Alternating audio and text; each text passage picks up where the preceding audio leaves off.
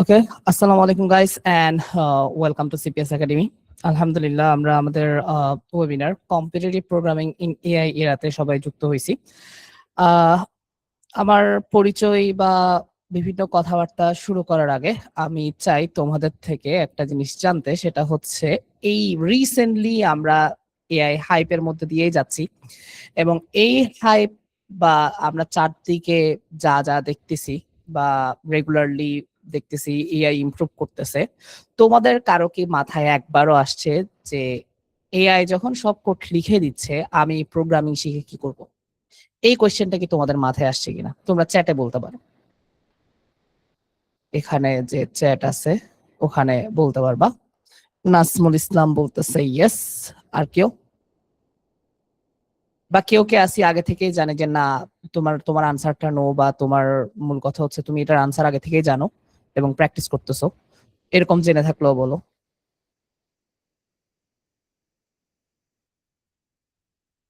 Response করো তোমরা।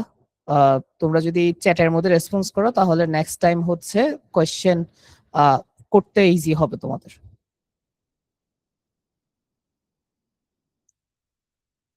ওকে, মোটামুটি অনেক জনেরই এই কনফিউশনটা আসছে, আর সেই কনফিউশনটা রিজলভ করার জন্যই আজকের ওয়েবিনারটা।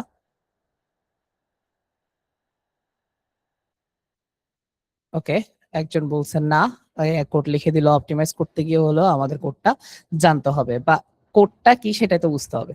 সো আমরা আসতেছি এই ব্যাপারগুলোতে, তুমি ঠিক বলছো। ওকে, তো আমাদের সবার মধ্যেই এই কনফিউশনটা আসতেছে যে এআই যখন সব কোড লিখে দিচ্ছে বা প্রোগ্রামিং করতে পারছে, তাহলে আমি প্রোগ্রামিং শিখে কি করব? সো এটা আহ দুই ভাবে ডেসক্রাইব করা যায়। ফার্স্ট, যে তোমরা আসলেই কনফিউজ। সেকেন্ডলি, আসলে তোমাদের ব্রেইন তোমাদেরকে ফোর্স করতেছে এটা বিলিভ করতে যে এআই সব পারতেছে, এবং তোমার এখন ওইদিকে যে মানে মোট কথা হার্ডওয়ার্ক থেকে তোমাদেরকে সরাই দেওয়া হচ্ছে। তোমাদের ব্রেইন সবসময় চাইবে একটু অলস থাকতে, সেই হার্ডওয়ার্ক থেকে তোমাদেরকে সরাই দেওয়ার জন্য এই এক্সকিউজটা তোমাদের মনের মধ্যে আসতেছে। এটা হচ্ছে সবচেয়ে ইম্পর্টেন্ট ব্যাপার, বা সবচাইতে যেটা ভ্যালিড সেটা হচ্ছে তোমাদের কি হার্ডওয়ার্ক না করার একটা এক্সকিউজ চলে আসতেছে এটা মাথায়। সো এই জিনিসটা আমি কি কেন বললাম এটা আমি ডেসক্রাইব করতেছি। তো আসলে তোমাদের যে কোয়েশ্চেনটা মাথায় আসা উচিত সেটা হচ্ছে এআই এর যুগে আমি কিভাবে নিজেকে ট্রেন করব যাতে সার্ভাইভ করতে পারে। তুমি যদি আসলেই সার্ভাইভ করার মেন্টালিটি রাখো তাহলে তোমার ফার্স্ট কোয়েশ্চেন হবে যে আমি কি শিখলে, কিভাবে ট্রেন করলে আমি সার্ভাইভ করতে পারবো, রাদার দেন যে এআই তে সব কোড লিখে ফেলতেছে আমি করে কি করব। সো এটার জন্য একটা ছোট ঘটনা তোমাদেরকে বলতে হবে আমার লাইফ স্টোরি সম্পর্কে। সো সেটাতে আমি যাচ্ছি। এর আগে আমি বলি আজকের আমাদের এজেন্ডা হচ্ছে যে এআই রাতে সিপি কেন এখনো ম্যাটার করতেছে সেটা জানা, সিপি আসলে আমাদেরকে কি শিখায়, কম্পিটিটিভ প্রোগ্রামিং আমাদের আসলেই কি শিখায় সেটা বুঝতে পারা, এবং এআই কে শিখার হাতিয়ার কিভাবে আমরা বানাইতে পারি, আর কম্পিটিটিভ প্রোগ্রামিং শুরু করার রোড ম্যাপ এবং প্র্যাকটিক্যাল গাইডলাইন্স, এগুলো নিয়ে আমরা কথা বলবো। আর স্পিকার হচ্ছে মোহাম্মদ শাহরিয়ার, আমি CEO and founder of CPS academy এবং ex senior software engineer at Enosis solution. আমি ইনোসিসে 3 বছর যাবত জব করছিলাম, পরবর্তীতে সিপিএস একাডেমিতে ফুল ফোকাস করার জন্য এটা আমি ছেড়ে দিছি। অ্যান্ড আমি কোড ফোর্সেস এক্সপার্ট ছিলাম, 1830 আমার ম্যাক্স রেটিং, এবং আইসিপিসি ঢাকা রিজিয়নালে আমার টপ 17 ছিলাম আমি, আমাদের টিম। সো আমার মোর দেন 5000 স্টুডেন্ট ট্রেন করার অভিজ্ঞতা আছে, যার মধ্যে 200+ ইউনিভার্সিটির স্টুডেন্ট ছিল, মানে 200+ বাংলাদেশের ইউনিভার্সিটি থেকে প্রায় 5000 স্টুডেন্ট আমি ট্রেন করার এক্সপিরিয়েন্স রাখি আলহামদুলিল্লাহ। সো আমার ইউনিভার্সিটি লাইফের যদি আমি একটা স্টোরি বলি, সেখানে আমার যখন আমি ফার্স্ট ইয়ারে ঢুকি, আমি চিটাং ইউনিভার্সিটি থেকে গ্রাজুয়েট করছি। তো 2017 সালে যখন ওখানে জয়েন দিয়ে আমি ফার্স্ট যখন ঢুকছি, তখন দেখি যে দুইটা ছেলে আমাদের ক্লাসে কাইন্ড অফ সেলিব্রিটি। একটা ছিল মহাইমিন আর একটা ছিল মাইফি। আর মহাইমিন বর্তমানে মেটাতে আছে, আর মহাইমিনের বড় ভাই হচ্ছে গুগলে আছে। তোমরা হয়তো তাদেরকে চিনে থাকবা। মহামিনের বড় ভাই ইয়ামিন ভাই, উনি চুয়েটের, আর মহামিন হচ্ছে সিওর। সো একই ফ্যামিলির দুই ভাই, একজন মেটাতে একজন গুগলে। এটা আসলেই খুবই অবাক করা বিষয়, ওরা দুজনেই চিটাঙের। তো যা দেখতেছিলাম যে মহামিন এবং মাইফি কাইন্ড অফ শুরু থেকে আগে থেকে কোডিং করে আসছিল এবং ওরা ওরা কোডিং এ অনেক ভালো, মানে প্রবলেম সলভিং, কম্পিটিটিভ প্রোগ্রামিং এ সকল বিষয়ে অনেক বেশি এক্সপার্ট অন্যদের তুলনায়। অ্যান্ড ইন্টারেস্টিংলি মহামিন শুধু আমাদের ক্লাসে না, বরঞ্চ পুরা ভার্সিটিতে তখন একটু সেলিব্রিটি টাইপের ছিল, কারণ সবাই সিনিয়ররাও তাকে দেখে অবাক হইতো যে কেন কিভাবে এত ফাস্ট ইমপ্রুভ করতেছে সে। অ্যান্ড মাইফিউ স্টিল অনেক ভালো, অনেক ভালো করে। এখন আমি এগুলাতে গুরুত্ব দিয়ে তাদের দিকে তাকাই নাই, কারণ হচ্ছে আমার এই উদ্দেশ্যই ছিল না যে আমি প্রোগ্রামিং করব বা অনেক কিছু করব। আমার পেছনে একটা চিটাং ইউনিভার্সিটির ট্যাগ লেগে গেছে, এন্ড আমি টিউশনই করব এবং কোচিং সেন্টার দিব, এগুলা দিয়ে টাকা কামাবো, এটাই আমার মেন্টালিটি ছিল। আমার কোনো প্রোগ্রামিং বা এগুলো নিয়ে অত বেশি মাতামাতি ছিল না। কিন্তু ক্লাসের প্রচুর পোলাপাইন দেখতেছিলাম যে প্রোগ্রামিং প্রোগ্রামিং করে পাগল হয়ে যাচ্ছে এবং তারা প্রোগ্রামিং করতে চাচ্ছে, কিন্তু মহামিনা আইফির মতো হচ্ছে না। এন্ড দিন শেষে তারা একটা অজুহাত টানছে বা এক্সকিউজ। মাইফির বড় ভাই হচ্ছে আমাদেরই সিনিয়র ভাই ছিল মাহিম ভাই চিটাং ইউনিভার্সিটির, আর মহামিনের বড় ভাই ছিল আমাদের চুয়েটের সিনিয়র ভাই ইয়ামিন ভাই। দুইজনই কম্পিটিটিভ প্রোগ্রামার ছিল। সো সবার অজুহাত ছিল যে ওদের বড় ভাই আছে ওই জন্য ওরা পারতেছে, আমাদের বড় ভাই নাই তাই আমরা পারতেছি না, এটা বলে পোলাপান ছেড়ে দিচ্ছে প্রোগ্রামে।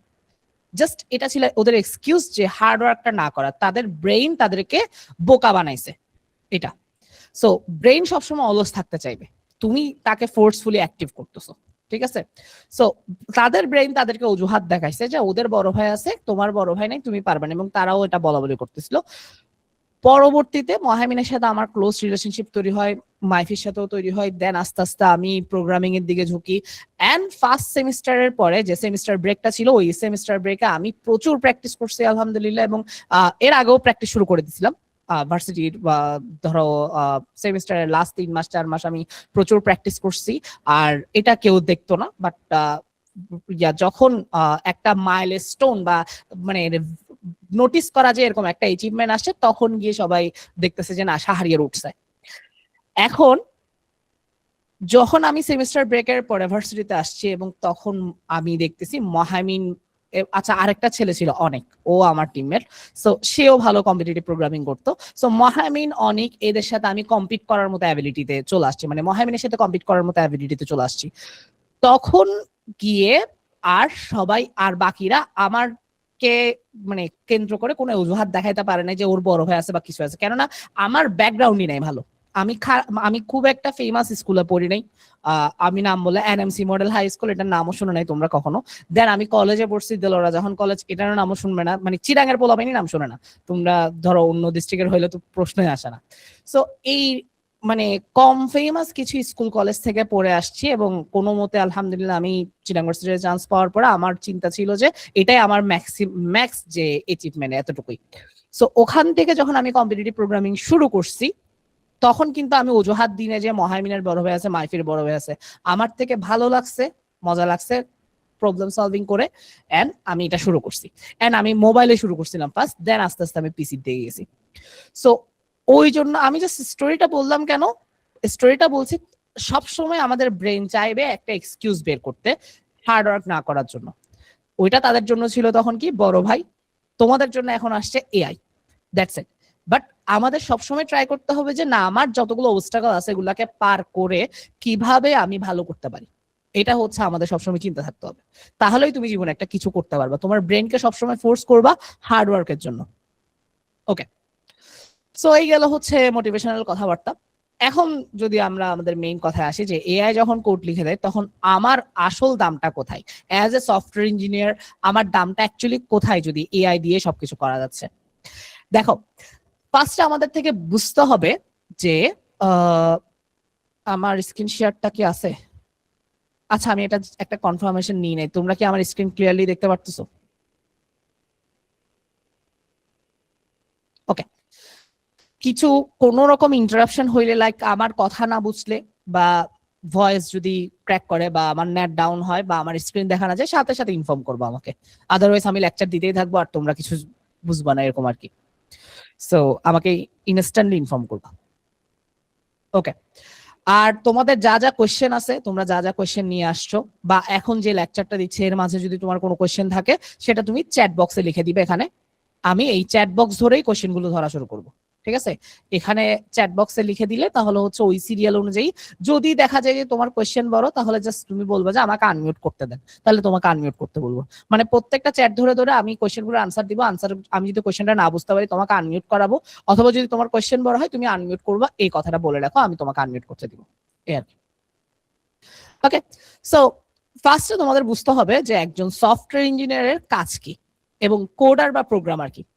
কোডার বা প্রোগ্রামার হচ্ছে যে কোডিং করতে পারে, প্রোগ্রামিং করতে পারে, এরাই হচ্ছে কোডার বা প্রোগ্রামার। ফর এক্সাম্পল তুমি পাইথন পারো, তুমি ডিজেঙ্গো পারো, সরি তুমি জাভা পারো, তুমি সি প্লাস প্লাস পারো, ইউ আর প্রোগ্রামার এবং তুমি প্রোগ্রামিং করতে পারো। এন্ড সফটওয়্যার ইঞ্জিনিয়ার মানে কিন্তু জাস্ট প্রোগ্রামার না।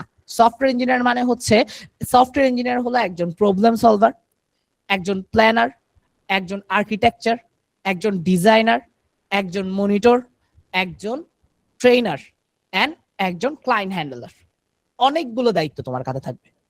সফটওয়্যার ইঞ্জিনিয়ার হচ্ছে ফার্স্টে সে প্রবলেম বুঝবে, প্রবলেমের সলিউশনটা বের করবে, সলিউশনটা ডিজাইন করবে, তার কমপ্লেক্সিটি অ্যানালাইসিস করবে, যেটা টাইম কত নিচ্ছে, মেমোরি কত নিচ্ছে, তারপরে সেই সলিউশনটাকে যে প্রবলেমটা ওখানে কমপ্লিটলি আর্কিটেকচার করবে, দেন সেটা ওই প্রবলেমটাকে ওই যে সলিউশনটা ইমপ্লিমেন্ট করতেছে সেটাকে ছোট ছোট চাঙ্কসে ভাগ করবে, ভাগ করে জুনিয়রদেরকে প্রোভাইড করবে, তাদের দিয়ে কোডটা করাবে, কাজগুলো করাবে এবং কাজগুলো বুঝে নিবে, কাজগুলো রিভিউ করবে, এন্ড ফাইনালি ক্লায়েন্টের সাথে বা যেখান থেকে প্রবলেমটা আসছে সেখানে সে যোগাযোগটা করবে। এই সম্পূর্ণ দায়িত্বটা হচ্ছে একজন সফটওয়্যার ইঞ্জিনিয়ারের। জাস্ট আমি যদি ফ্রাঙ্কলি বলি আমার দায়িত্ব ইউনিভার্সিটিতে কি ছিল যখন আমি সিনিয়র সফটওয়্যার ইঞ্জিনিয়ার হয়েছিলাম, এখানে আবার ডিফারেন্স আছে, দায়িত্ব জুনিয়র এবং সিনিয়র মধ্যে ডিফারেন্স আছে। মেইন সফটওয়্যার ইঞ্জিনিয়ারিং এর স্বাদ তুমি পাবা সিনিয়র হবার পর থেকে, জুনিয়র পর্যন্ত তুমি কোডার বা প্রোগ্রামারই থাকবা, সত্য কথা যেটা। সো যখন আমি সিনিয়র সফটওয়্যার ইঞ্জিনিয়ার ছিলাম তখন আমার মেইন দায়িত্ব ছিল ফার্স্টে ক্লায়েন্টের সাথে মিটিং করা। এক্ষেত্রে তার মানে ক্লায়েন্টের মিটিং এর কথা আসছে মানে একজন সফটওয়্যার ইঞ্জিনিয়ার হইতে হলে তোমার কমিউনিকেশন স্কিল অনেক বেশি হাই হইতে হবে।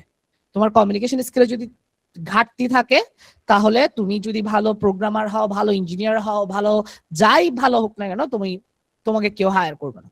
কারণ যে কোনো কোম্পানির থেকে ক্লায়েন্টের সাথে কাজ করতে হবে বা তাদের যে প্রোডাক্টটা, হ্যাঁ, এটা নিয়ে ডিসকাশন করতে হবে। সো তোমার যদি কমিউনিকেশন স্কিলে গ্যাপ থাকে তাহলে তুমি ভালো সফটওয়্যার ইঞ্জিনিয়ার হইতে পারবে না। তাহলে আমার ফার্স্ট কাজ কি, ক্লায়েন্টের সাথে মিটিং করা, ক্লায়েন্ট থেকে সব রিকোয়ারমেন্ট বুঝে নেওয়া। রিকোয়ারমেন্ট বুঝে নেওয়ার পরে কি, রিকোয়ারমেন্ট বুঝে নেওয়ার পরে সেই রিকোয়ারমেন্ট গুলোকে এবার অ্যাকচুয়াল টেকনিক্যাল প্ল্যানে নামানো। ক্লায়েন্ট থেকে যে রিকোয়ারমেন্টটা পাই এটা হচ্ছে একটা র ইংলিশ, এটাকে টেকনিক্যাল প্ল্যানে নামাইতে হয়। তারপরে সেই ফুল প্ল্যানটাকে ছোট ছোট টাস্কে ডিভাইড করতে হয়। সেই টাস্কে ডিভাইড করে সেগুলো টিকেট ক্রিয়েট করতে হয়, এগুলোকে টিকেট বলে, টাস্কে টিকেট বলা হয়, জিরা টিকেট নাম শুনে থাকবে তোমরা। সো ওই টিকেট গুলোকে এবার কি আবার সেগুলা নিয়ে আমাদের লিডের সাথে ডিসকাস করতে হয়, যে আমাদের টিম লিড করতেছে তার সাথে সম্পূর্ণ রিকোয়ারমেন্ট ডিসকাস করতে হয়। তারপর ওই টিকেট ডিস্ট্রিবিউশন নিয়ে প্রজেক্ট লিডের সাথে ডিসকাস করতে হয়। তারপরে গিয়ে এই টিকেট গুলো জুনিয়রদের মধ্যে ডিস্ট্রিবিউট করে দিতে হয়। এবার জুনিয়ররা কাজ করবে, জুনিয়ররা প্রথমে টিকেট বুঝবে না, সেক্ষেত্রে আবার জুনিয়রদেরকে একটু মনিটর করে বুঝিয়ে দিতে হয় যে এটা হচ্ছে এই কাজ এই টিকেটের জন্য। আর তারপরে জুনিয়ররা টিকেট কাজ করার সময় বাগে পড়বে, আবার তাকে গিয়ে বাগটা ফিক্স করা দিয়ে আসতে হয় যে কোথায় বাগটা আসছে, কেন আসছে এবং নেক্সট টাইম আসতে কিভাবে সলভ করবে। তারপরে জুনিয়ররা কোড সাবমিট করবে, সে কোডটাকে লাইন বাই লাইন রিভিউ করতে হয়।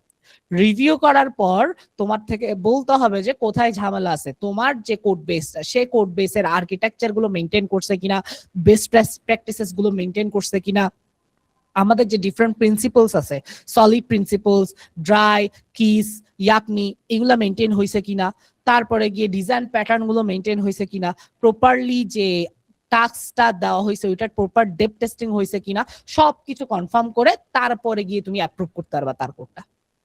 সেই কোডটা অ্যাপ্রুভ করার পরে তোমাদের কি কোড বেসে সেই কোডটা ঢুকবে, তারপরে সেটা যাবে টেস্টিং এ কিউ এর কাছে। সো কিউ এর সাথে আবার তোমার ডিসকাশন লাগবে, সে ফিচারটা বুঝে নিতে চাইবে তোমার থেকে, তারপরে সে টেস্টিংটা করবে, তারপরে বাগ আসলে আবার তোমার কাছে ব্যাক করবে, তারপরে জুনিয়রটা আবার ফিক্স করবে, আবার কোড রিভিউ করে সাবমিট করলে আবার কিউএ টেস্ট করবে। এভাবে করে ব্যাক এন্ড ফোর্থ হইতে হইতে ফাইনাল কোডটা যখন ফুললি টেস্টেড, ফুললি রিভিউড, তখন গিয়ে অ্যাকচুয়াল লাইভ কোড বেসে যাবে। লাইভ কোড বেসে যাওয়ার পরে যখন এভাবে প্রত্যেকটা জুনিয়র তোমার মনিটরের মধ্যে রেখে রেখে সবগুলো টাস্ক কমপ্লিট হবে, টাইম ফ্রেমের মধ্যে কমপ্লিট করতে পারতে হবে, আদারওয়াইজ ক্লায়েন্টের সাথে ঝামেলা। সো টাইম ফ্রেমের মধ্যে কমপ্লিট করে এবার ক্লায়েন্টকে বুঝাই দিতে হবে এই হলো তোমার এতটুকু প্রোডাক্ট, বাকি কাজ এবার আমাদেরকে বুঝাই দাও। এই প্রসেসটা চলতেই থাকবে। এটা হচ্ছে একটা সফটওয়্যার ইঞ্জিনিয়ারের কাজ। রিকোয়ারমেন্ট বুঝে নেওয়া, রিকোয়ারমেন্ট অ্যানালাইসিস করা, রিকোয়ারমেন্ট অ্যানালাইসিসের পরে প্রবলেমটা সলভ করা, তারপরে টিকেট গুলোকে প্রপারলি ডিস্ট্রিবিউট করা। তুমি একটা টিকেটের মধ্যে 10-12টা ফিচার একসাথে ঢুকাই ফেলতে পারবে না। একটা টিকেট একটা ফিচার করতে হবে, রিপ্রেজেন্ট করতে হবে, এন্ড ওই একটা টিকেট যে একটা ফিচার রিপ্রেজেন্ট করবে, এটার জন্য তোমার ফিচার গুলো পারফেক্টলি বুঝতে হবে। তারপরে তোমার জুনিয়ররা যদি ওই ফিচারটা ইমপ্লিমেন্ট করতে গিয়ে একটা ফাংশনের মধ্যে সবকিছু শেষ করে দেয় তাহলেও হবে না, একটা ক্লাসের মধ্যে সবকিছু শেষ করে দেয় তাও হবে না। তোমার সলিড প্রিন্সিপলস ব্রেক হচ্ছে, প্রত্যেকটা ক্লাস একটা আলাদা ইন্ডিপেন্ডেন্ট কাজ করবে, প্রত্যেকটা ফাংশন একটা আলাদা ইন্ডিপেন্ডেন্ট কাজ করবে। এই জিনিসগুলো তোমার থেকে কনফার্ম করতে হবে। এই সব কিছু মিলেই হচ্ছে একজন সফটওয়্যার ইঞ্জিনিয়ারের দায়িত্ব। সো একজন কোডার বা প্রোগ্রামার, যেটা এখন এআই প্রোগ্রামিং ধুমধাম করে ফেলতে পারতেছে, আর একটা সফটওয়্যার ইঞ্জিনিয়ার, দুইটা সেম না। ওকে, সো আমি যদি আবার একটু রিপিট করে একটু গোছাই বলি যে সফটওয়্যার ইঞ্জিনিয়ারের অ্যাকচুয়াল ফ্লো কি। সফটওয়্যার ইঞ্জিনিয়ারিং এর ফ্লো, ফার্স্টে ক্লায়েন্ট মিটিংস করতে হবে, ক্লায়েন্ট থেকে রিকোয়ারমেন্ট বুঝে রিকোয়ারমেন্ট অ্যানালাইসিস করতে হবে, টাস্কটাকে ডিভাইড করতে হবে, ফুল যে রিকোয়ারমেন্ট ওইটাকে বিভিন্ন টাস্কে ডিভাইড করতে হবে, টাস্কটা এবার জুনিয়রদের মধ্যে ডিভাইড করতে হবে। দ্যাট মিনস তোমার জুনিয়ররা কে কোন লেভেলে আছে, কার নলেজ কি, এটার ক্লিয়ার আইডিয়া তোমার থাকা লাগবে, এটাও দরকার।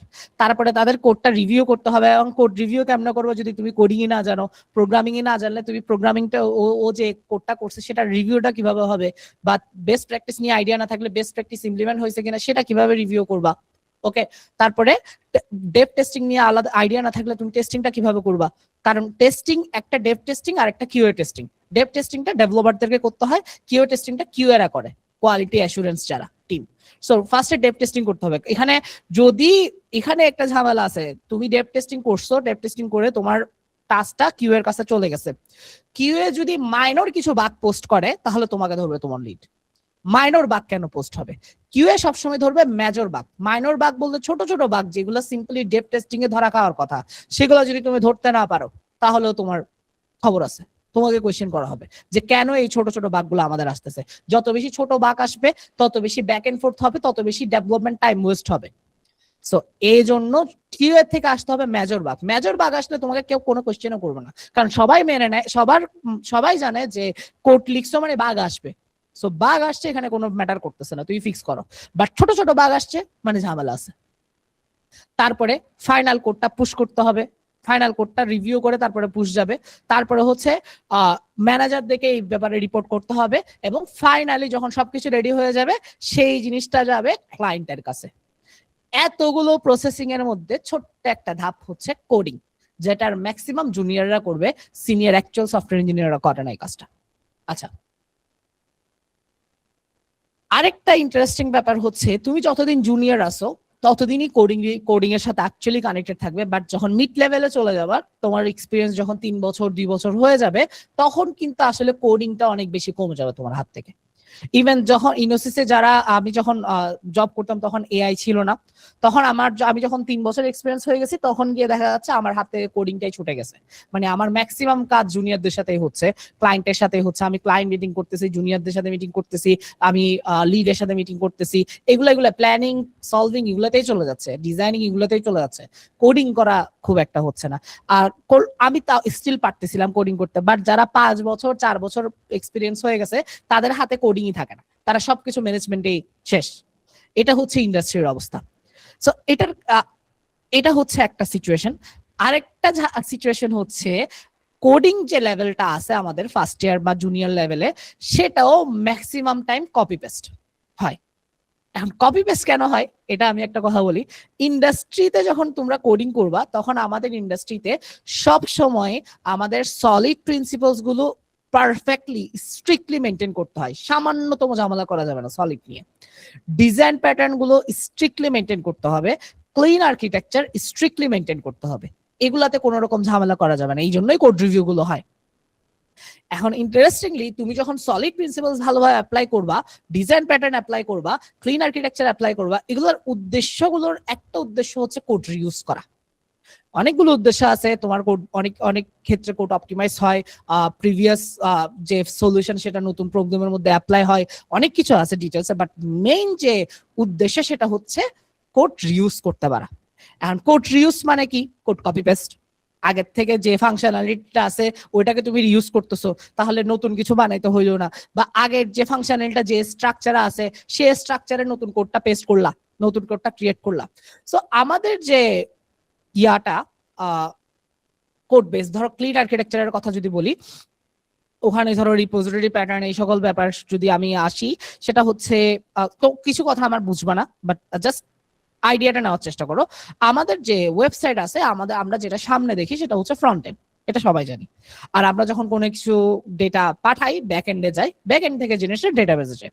সো এই ফ্লোতে ব্যাক এন্ডকে যদি আমি ধরি, তো ব্যাক এন্ডটা তিনটা জিনিসে ডিস্ট্রিবিউটেড, একটা হচ্ছে কন্ট্রোলার, একটা হচ্ছে সার্ভিস, আর একটা হচ্ছে রিপোজিটরি। কন্ট্রোলারের কাজ কি? ক্লায়েন্টের সাথে কথা বলা। ক্লায়েন্ট মানে ফ্রন্ট এন্ড, ফ্রন্ট এন্ড থেকে যে ডেটাটা আসবে সেটা ব্যাক এন্ড কন্ট্রোলার ধরবে। ওকে, সো এই ক্ষেত্রে কন্ট্রোলারের আর কোনো দায়িত্বই নাই, তার কাজই হচ্ছে ফ্রন্ট এন্ডের সাথে কথা বলা। ফ্রন্ট এন্ড থেকে যে ডেটাটা আসবে সেটা সুন্দরভাবে সিকিউর ভাবে ভ্যালিডেশন অ্যাপ্লাই করে সে ডেটাটা রিসিভ করবে বা রিকোয়েস্টটা রিসিভ করবে, এটাই হচ্ছে কন্ট্রোলারের কাজ, আর কোনো দায়িত্ব নেই। তারপরে কন্ট্রোলার যে ডেটাটা পাবে বা যে রিকোয়েস্টটা পাবে সেটা সার্ভিসে পাঠিয়ে দিবে। সার্ভিসের কাজ কি? বিজনেস লজিক, লজিক্যাল যে এতগুলো কাজ কারবার, ডেটা নিয়ে প্রসেসিং বলো, রিকোয়েস্টটা প্রসেসিং বলো, সবকিছু সার্ভিস হ্যান্ডেল করবে। ওকে, এবং সব সার্ভিসের কোড সেম, স্ট্রাকচার সেম। দেন সার্ভিসটা কি করবে? ডেটাটাকে যা প্রসেস করছে যদি ডেটাবেজে রাইট করতে হয় তাহলে সে রিপোজিটরিতে পাঠাবে। রিপোজিটরির কাজ হচ্ছে ডেটা নিবে, ডেটাবেজে রাইট করবে, সে লজিক হ্যান্ডেল করবে না, সে অন্য কিছু হ্যান্ডেল করবে না। তাহলে দেখো যার যার কাজ তার তার। কন্ট্রোলার কি করে? সে শুধু ফ্রন্ট এন্ড থেকে রিকোয়েস্ট অ্যাকসেপ্ট করে। তাহলে সবগুলো কন্ট্রোলারের মেইন কোড বেসটা সেম। তখন নতুন কন্ট্রোলার তুমি যখন অ্যাড করো, আগের কন্ট্রোলার কপি পেস্ট করে জাস্ট কন্ট্রোলারের নেমটা চেঞ্জ করে দাও, দ্যাটস ইট, আর কোনো কাম নাই। তারপরে যখন সার্ভিসে আসো, সার্ভিসে মোটামুটি লজিক্যাল ব্যাপার স্যাপার আছে, যে তোমার প্রবলেম যেটা ফেস করতেছো সেটার সলিউশনটা তুমি লিখলা, সেটার সলিউশন আগেও করা ছিল অন্য আরেকটা সার্ভিসে, সেখান থেকে কপি পেস্ট করে নিয়ে আসলা বা নতুন করে লিখলা, বাট সার্ভিসের যে মেইন স্ট্রাকচারটা এটাও সেম হবে, তুমি জাস্ট কপি পেস্ট করে নিয়ে আসলা। রিপোজিটরি যখন তুমি ORM ইউজ করবা, so like entity framework code for ASP.NET, so এই ক্ষেত্রে দেখা যাবে যে রিপোজিটরি তোমার ডেটাবেস কোয়েরি লিখতে হচ্ছে না। ওকে, লিংক বা এই টাইপের জিনিসপাতি দিয়ে তুমি সলভ করতেছো, এইগুলার যে কোড বেসটা এগুলো ম্যাক্সিমাম জিনিস সেম। তুমি ডেটাবেসের ক্ষেত্রে খেয়াল করো, ম্যাক্সিমাম জিনিস কোয়েরি করে নিয়ে আসা, জয়েন করা, হ্যাঁ, এগুলা ম্যাক্সিমাম জিনিস, এগুলার কোড বেস অলরেডি তোমার কোড বেসে থাকবে, সেগুলো কপি পেস্ট করে এনে তুমি বসাই দিচ্ছ সিমিলার জিনিসগুলো। সো ম্যাক্সিমাম টাইম, আমিও যখন জুনিয়র ছিলাম আমি maximum time code copy paste করতাম। সো যেই জিনিসটা আমাদেরকে এআই করে দিচ্ছে সেটা আগে থেকেও আমরা কপি পেস্ট করেই আসতাম। ওকে, যে জিনিসটা দিচ্ছে না সেটা হচ্ছে ফুল ইঞ্জিনিয়ারিং প্রসেস, সেটাতে তোমার থেকে একজন হিউম্যান লাগবেই। ওকে, সো আজকে থেকে বুঝতে হবে তোমার, যে আজকে থেকে মাথায় গেঁথে নিবা যে এআই হচ্ছে জাস্ট একটা টুল, যেটা তোমার কেরিয়ারে তোমার থেকে ইউজ করতে হবে মাস্ট। কিন্তু এক্ষেত্রে তোমাকে তোমার ব্রেনকে পাওয়ারফুল করতে হবে, তোমার স্কিলগুলোকে পাওয়ারফুল করতে হবে। তুমি যত পাওয়ারফুল, তোমার ব্রেন যত পাওয়ারফুল, তোমার হাতে এআই তত পাওয়ারফুল। ফর এক্সাম্পল, ধরো একটা হাতুড়ি, যে মানুষ হাতুড়ি ভালোভাবে ইউজ করতে জানে, তাকে যদি আমি একটা ভালো কোয়ালিটির হাতুড়ি দিই, সেটা এটার বেস্ট ইউজ করতে পারবে। বাট তুমি কখনো হাতুড়ি ভালো করে ইউজ করে না, ফর এক্সাম্পল আমি কখনো ভালো করে ইউজ করি নাই, আমাকে যদি তুমি সবচেয়ে দামি হাতুড়িও দাও, আমি ইউজ করতে পারবো না ঠিকভাবে। ওকে, আরেকটা যদি এক্সাম্পল দিই, ধরো যুদ্ধক্ষেত্রে তরবারির, হ্যাঁ, আমরা সবাই আলী রাদিয়াল্লাহু তাআলা সম্পর্কে জানি, খুবই ভালো মানের যোদ্ধা ছিলেন, মানে অনেক হাই কোয়ালিটি। সো ওনার কাছে যে তরবারিটা ছিল ওইটার নাম ছিল জুলফিকার, যেটার দুইটা মাথা, এবং এটাও খুবই ভালো, মানে অনেক হাই কোয়ালিটি তরবারি ছিল। তো এখন জুলফিকার যদি আমি তোমাকে ধরাই দিই, তুমি কি বা করতে পারবা যুদ্ধক্ষেত্রে যাই, কতটুকুই বা করতে পারবা? কিন্তু যখন এই জুলফিকার আলী রাদিয়াল্লাহু তাআলার হাতে থাকে, তখন যুদ্ধক্ষেত্র ধ্বংসস্তূপে পরিণত হয়, এটা আমরা সবাই জানি। সো এটাই হচ্ছে স্কিল এবং টুলের মধ্যে মানে রিলেশনশিপ। তোমার স্কিল যত ভালো, তোমার টুল যত ভালো তাহলে তোমার পারফরমেন্স তত বেশি ভালো হবে। তোমার স্কিল ভালো, টুল কম ভালো, স্টিল তোমার পারফরমেন্স ভালো হবে। বাট তোমার টুল অনেক হাই কোয়ালিটি, তোমার স্কিল নাই, তুমি কিছুই করতে পারবে না। এটাই হচ্ছে রিয়েলিটি। ওকে, এআই পাওয়ারফুল হইলেও ফুল নিজে নিজে একটা এন্টারপ্রাইজ লেভেল সফটওয়্যার বানাতে পারবে না। হ্যাঁ, তোমার এখন ছোট সফটওয়্যারের ক্ষেত্রে এআই খুবই ভালোভাবে কাজ করতেছে, স্পেশালি ফ্রন্ট এন্ড অনেক ভালোভাবেই রেডি করতেছে এআই। বাট ফ্রন্ট এন্ডের সৌন্দর্য পর্যন্ত অনেকেই মনে করতেছে যে ফ্রন্ট এন্ডটা এখন এআই দিয়ে স্মুথলি হয়ে যাবে। না, ফ্রন্ট এন্ড ইঞ্জিনিয়ারিং একটা আলাদা সেক্টর, এখানে তোমার অনেক কিছু আছে। তোমার শুধু একটা সুন্দর ডিজাইন বানায় দিলে তার ফ্রন্ট এন্ড হয়ে গেল না, ফ্রন্ট এন্ডটাকে অপটিমাইজ করতে হবে। ফ্রন্ট এন্ডটাতে ডেটাগুলো যে আসতেছে, হ্যাঁ, ওগুলা কিভাবে তুমি শো করলে বা কিভাবে ডিভাইড করে আনলে জিনিসটা তোমার স্মুথলি তুমি দেখাইতে পারবা। তোমার ফ্রন্ট এন্ডে ধরো এআই লিখে দিছে একদম 1 লাখ ডেটা একসাথে নিয়ে আসে শো করা দিতে, তুমি করে ফেলছো, 1 লাখ ডেটা আসার সাথে সাথে তোমার ফ্রন্ট এন্ড ক্রাশ করে বসে থাকবে। এগুলা তোমার পেজিনেশন করে আনতে হবে। হ্যাঁ, তারপরে তোমার মানে ফ্রন্ট এন্ডের যে স্ট্রাকচারটা, এইটা যদি ঠিকভাবে মেনটেন করতে হয় ফ্রন্ট এন্ড ইঞ্জিনিয়ারিং তোমার দরকার হবে। এআই যেটা পারতেছে একটা সুন্দর ইউআই তোমাকে বানাই দিতে পারতেছে, মোটামুটি ফাংশনাল জিনিসগুলো বানাই দিতে পারতেছে, বাট একেবারে কমপ্লিট ফ্রন্ট এন্ড ইঞ্জিনিয়ারিং করে সবকিছু অপটিমাইজ করে তোমাকে বানাই দিতে পারবে না। এখন তুমি বলতে পারো ভাই তাহলে ইউআই ইউএক্স যেটা সেটা তো এআই করে দিতে পারতেছে। হ্যাঁ, একটা সুন্দর ইউআই ইউএক্স এআই করে দিতে পারতেছে, বাট একটা ইউআই ইউএক্স মানে এই না যে তুমি জাস্ট মানে একটা সুন্দর ইউআই বানাই দিছো এটাই বেস্ট একটা ইউআই বা বেস্ট একটা ইউএক্স, এটা কিন্তু না। এআই সুন্দর ইউআই বানিয়ে দিতে পারবে, ঠিক আছে, কিন্তু তোমার যে ফ্রন্ট এন্ড এটা হচ্ছে তোমার বিজনেসের মার্কেটিং। এখন এই জিনিসটা তোমার বিজনেসের সাথে রিলেটেড হইতে হবে। তোমার কম্পিটিটররা কি শো করতেছে, তুমি কি শো করতেছো, তোমার যে ক্লায়েন্ট এরা কি দেখতে চাচ্ছে, তোমার প্রোডাক্টটা নিয়ে ক্লিয়ার আইডিয়া পাবে কিনা, তাদের মনে কি কি কোয়েশ্চেন থাকে, কেন তাদের কোন প্রবলেমের সলিউশন তোমার প্রোডাক্ট যেটা সে কিনবে তোমার ফ্রন্ট এন্ডটা দেখে, এগুলো সবকিছু অ্যানালাইসিস করে তখন একটা ফ্রন্ট এন্ড মানে তখন একটা ইউআই ইউএক্স ডিজাইন করা হয়। সো এআই কে দিছো, এআই ভাম করে একটা সুন্দর করে বানাই দিছে এবং সেটা ইউজ করতে পারতেছো, এটা রিয়েলিটি না। ওকে, এআই কাজটাকে আরো ইজি করে, এটা সত্য।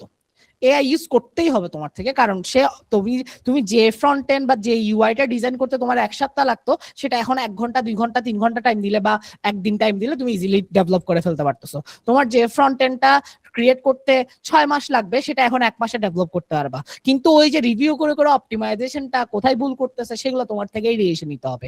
সেম ভাবে যখন এবার আমি যদি ব্যাক এন্ডের কথা আনি, জিনিসটা আরো ব্রড, মানে ফ্রন্ট এন্ড ব্যাক এন্ড ক্যাশিং, তারপরে সিস্টেম ডিজাইন, তারপরে হচ্ছে যে গিয়ে তোমার কি রেট লিমিটিং, এই সব কিছু মিলায় যখন তুমি একটা জিনিস ডেভেলপ করতে যাচ্ছ, এন্টারপ্রাইজ লেভেল সফটওয়্যার ডেভেলপ করতে যাচ্ছ, তখন অনলি এআই তখনও ইনাফ না, তখন হিউম্যান টাচ অবভিয়াসলি দরকার।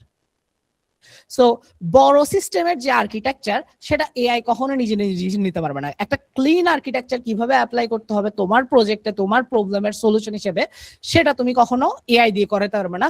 এআই দিয়ে বেসটা দাঁড় করাইলেও তোমাকে দেখা দিতে হবে যে কোনটা কোন জায়গায় যাবে, প্রথম কথা। দ্বিতীয়, অস্পষ্ট রিকোয়ারমেন্ট থেকে কখনো এআই অ্যাকচুয়াল রিকোয়ারমেন্ট বের করে আনতে পারবে না। ক্লায়েন্ট সবসময় রিকোয়ারমেন্ট দিবে অস্পষ্ট। ক্লায়েন্ট থেকে অনেক সময় নিজের প্রোডাক্ট সম্পর্কে ক্লায়েন্টের আইডিয়া থাকে না, অনেক কিছু নিয়ে আইডিয়া থাকে না, সেটা তোমার কোড বেস ঘেটে বা আগের প্রোডাক্ট ঘেটে, তাদের অলরেডি এক্সিস্টিং প্রোডাক্ট ঘেটে তোমার থেকে অনেক কিছু বের করে আসি, তাদের থেকে কোয়েশ্চেন করে করে বের করে আনতে হয়। ক্লায়েন্ট থেকে প্রচুর কোয়েশ্চেন করে করে করে করে তারপরে তুমি তোমার রিকোয়ারমেন্টটা বুঝে নিবা, এটা এআই কখনো পারবে না। পুরা কোড বেসের কনটেক্সট মাথায় রেখে কাজ করাটা টাফ। একটা এন্টারপ্রাইজ লেভেল সফটওয়্যারে হিউজ লাইনস অফ কোড থাকে। অরবিটেক্স যে কোম্পানিটা আছে তাদের যে মেইন প্রোডাক্ট, ওখানে আমি যখন ইন্টারভিউ দিছিলাম 2017 সালে, সরি 2022 সালে, তখন ছিল 200 million of line code, 200 million line code. এতগুলো কোড ইয়া একসাথে মাথায় রেখে একসাথে কাজ করতে পারবে না, সেটা একটা হিউম্যান ওই ফাইল স্ট্রাকচার অনুযায়ী কোথায় কি আছে এগুলো মাথায় রেখে তখন কাজ করে। সিনিয়ররা এগুলো করতে করতে অভ্যস্ত হয়ে যায়। তারপরে এআই এর একটা বিশাল ঝামেলা, সেটা হচ্ছে হ্যালুসিনেশন, ভুল উত্তর আত্মবিশ্বাসের সাথে দেয়। এই জিনিসটা আমি রেগুলার ইউজ করি, এআই রেগুলার ফেস করতেছে, রেগুলার ফিক্স করতে হয়। তো সে যে ভুল উত্তর দিচ্ছে সেটা যে ভুল, সেটা জাজ করার অ্যাবিলিটি যদি তোমার না থাকে তাহলে তুমি ডিসিশন কেমনে নিবা। তারপরে হচ্ছে সিকিউরিটি, পারফরমেন্স এন্ড স্কেল, এটা ট্রেড অফ বুঝতে পারা। এআই কোনটা সিকিউর, কোন কাজটা সিকিউর, কোন মানে কোন কোডটা সিকিউর, কোন কোডটা সিকিউর না সেটা ডিসিশন নিতে পারবে। কোনটা পারফরমেন্স ভালো, কোনটা পারফরমেন্স খারাপ সেটা ডিসিশন নিতে পারবে। কোনটা স্কেলিং এ ভালো, কোনটা স্কেলিং এ খারাপ সেটা ডিসিশন নিতে পারবে। বাট এই তিনোটা যে ট্রেড অফটা, যে তুমি তোমার ফিচারে সিকিউরিটিটা বেশি দরকার, পারফরমেন্স ডাউন হয়ে যাক। সো তুমি ধরো তোমার ফিচারে সিকিউরিটিটা কি হাই প্রায়োরিটি, দরকার হলে পারফরমেন্স ডাউন হোক, বাট সিকিউরিটিটা মেইন। এই ট্রেড অফটা তুমি বুঝতে পারবা তোমার প্রোডাক্টের সাথে রিলেটেড, এআই বুঝবে না। তোমার পারফরমেন্স ইম্পর্টেন্ট নাকি স্কেল করা ইম্পর্টেন্ট সেটা তুমি বুঝবা ভালো, এই ট্রেড অফটা এআই বুঝবে না। তোমার স্কেল ইম্পর্টেন্ট নাকি সিকিউরিটি ইম্পর্টেন্ট সেটা তুমি বুঝবা, এআই বুঝবে না। ফর এক্সাম্পল ধরো তুমি একটা পাবলিক ব্লগ লিখতেছো, ব্লগ ওয়েবসাইট, সো ওই ওয়েবসাইটে পারফরমেন্সটা বেশি ইম্পর্টেন্ট, সিকিউরিটি না। তোমার ব্লগ তো পাবলিকই, তো ওখানে কি সিকিউরিটি দিবা? ঠিক আছে, তোমার কন্টেন্ট গুলো তো পাবলিক, সো ওখানে পারফরমেন্সটা ইম্পর্টেন্ট বেশি। এখন ধরো তোমার যে ওয়েবসাইট, এটা একটা গভর্নমেন্ট ওয়েবসাইট, এই গভর্নমেন্ট ওয়েবসাইটে তোমার পারফরমেন্সটা অনেক বেশি, সরি সিকিউরিটিটা বেশি ইম্পর্টেন্ট পারফরমেন্সের থেকে।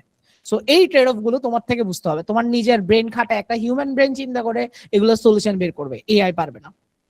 এন্ড রিয়েল ইউজার রিয়েল ডেটাতে কি ভাঙবে সেটা টের পায় না এআই। কি কেমন বলি, এই যে বললাম যে ফ্রন্ট এন্ড ডিজাইন করে ফেলতে পারে, তুমি ফ্রন্ট এন্ড বানাই ফেললা এআই দিয়ে, এবং এআই কি করছে, ব্যাক এন্ড থেকে ফুল ডেটাটা নিয়ে আসছে, ফুল ডেটা ফ্রন্ট এন্ডে নিয়ে আসছে, নিয়ে এসে এবার চালাই দিছে, এবং তোমার ইনিশিয়ালি ছিল 100 জন ইউজার এবং স্মুথলি কাজ করছে। তারপরে হুট করে তোমার ইউজার হয়ে গেছে 10,000, কারণ তোমার প্রোডাক্টটা ভালো এবং সেল বাড়ছে এবং ইউজারও বাড়ছে। 10,000 হওয়ার সাথে সাথে হিউজ ডেটা ফ্রন্ট এন্ডে ডিরেক্ট চলে আসছে এবং ফ্রন্ট এন্ড ক্রাশ করে বসে আছে, ফ্রন্ট এন্ড স্লো হয়ে গেছে। সো এই ক্ষেত্রে ওই যে প্রেজেন্টেশনের ডিসিশনটা শেষ তখন নেয় নাই, কারণ তখন 100 ইউজার দেখছে। তুমি দেখবা যে ইন ফিউচার কি আসতেছে। সো এই টাইপের ছোটখাটো প্রচুর অপটিমাইজেশন ভুল, যে কোডটা তোমার 1000 জনের জন্য কাজ করতেছে সেটা 1 লাখের জন্য কাজ করবে কিনা, সেই ডিসিশন গুলো তোমার থেকে নিতে হবে। ইন ফিউচারে কি হইতে পারে, এই ডিসিশন গুলো তোমার থেকে নিতে হবে, এই অপটিমাইজেশনের কাজগুলো তোমার থেকে নিতে হবে দায়িত্ব। এআই কখনো বুঝবে না এগুলা, এআই ধুমধাম যেটা পাচ্ছে সেটা করে দিবে তোমাকে। ওকে, সো ক্লায়েন্ট ম্যানেজার এন্ড জুনিয়রের সাথে কাজ করতে, সো এতক্ষণ যে ফ্লোটা বলছি, client manager junior, client junior manager QA, এই যে ফ্লোটা এটা তুমি মেনটেন করতে হবে, এআই পারবে না। এআই দিয়ে জাস্ট আপনি কাজগুলো করাই নিতে পারবা। সো এন্ড সবচেয়ে ইম্পর্টেন্ট, তুমি যদি এআই দিয়ে কাজ করাই ফেলো, সে কখনো দায়িত্ব নিবে না। কোনো যদি ঝামেলা বাজে, ক্লায়েন্ট তোমাকে এসেই ধরবে, লিড তোমাকে এসেই ধরবে, কিউএ তোমাকে এসে ধরবে, জুনিয়ররাও তোমাকে এসে ধরবে, কেউ এআই কে দোষ দিবে না। ঠিক আছে, এটা হচ্ছে সবচেয়ে ইম্পর্টেন্ট। তারপর আরো এআই এর কতগুলো ঝামেলা, লুপ, সে লুপের মধ্যে পড়ে, প্রচুর পড়ে লুপের মধ্যে। তুমি একটা জিনিস ফিক্স করতেছে, একটা ওয়েতে ফিক্স করতে চাইছে, হয় নাই, আরেকটা ওয়েতে গেছে, হয় নাই, আবার আগের ওয়েতে ফিরে আসছে। ধরো প্রসেস 1, প্রসেস 2, প্রসেস 1 এ সে ফলো করছে বাট বাগ ফিক্স হয় নাই, তারপরে প্রসেস 2 ফলো করছে, বাগ ফিক্স হয় নাই, আবার প্রসেস 1 এ যাবে, আবার প্রসেস 2 তে, আবার প্রসেস 1, এইভাবে সে লাফালাফি করতে থাকবে। এই লুপ থেকে তোমার থেকে বের করে আনতে হবে তাকে। তারপরে ওই যে বললাম যে 100 ইউজারের জন্য ঠিক, পরে কাজ করতেছে বলে সে দিয়ে দিছে, পরে 1000 ইউজার্সে গিয়ে ব্রেক করছে। সো এখন যা যা স্কিলের কথা বলছি, যে যে স্কিল তোমার লাগবে, first communication skill, team management skill, তারপরে হচ্ছে যে গিয়ে সফটওয়্যার ইঞ্জিনিয়ারিং কাজ করতে হলে হার্ড ডকুমেন্টেশন পড়তে পারার স্কিল দরকার। তারপরে হচ্ছে তোমার একটা বিগ প্রবলেমকে ছোট ছোট প্রবলেমে ডিস্ট্রিবিউট করতে পারতে হবে। তারপরে বেস্ট প্র্যাকটিসেস গুলো বুঝতে হবে। এতগুলো যে স্কিল বা এতগুলো জাজমেন্টের যে ব্যাপার স্যাপার, এগুলোর সবগুলোর সলিউশন এক জায়গায় তুমি পাবা, সেটা হচ্ছে competitive programming or problem solving. তোমার যদি কন্টেস্ট ভালো না লাগে তুমি স্কিপ করতে পারো, but problem solving, data structure, algorithm, সেগুলো স্কিপ করতে পারবে না। ফান্ডামেন্টাল জিনিস কখনো বাদ দিতে পারবে না, ফান্ডামেন্টাল থেকেই তোমার উপরের দিকে যেতে হবে।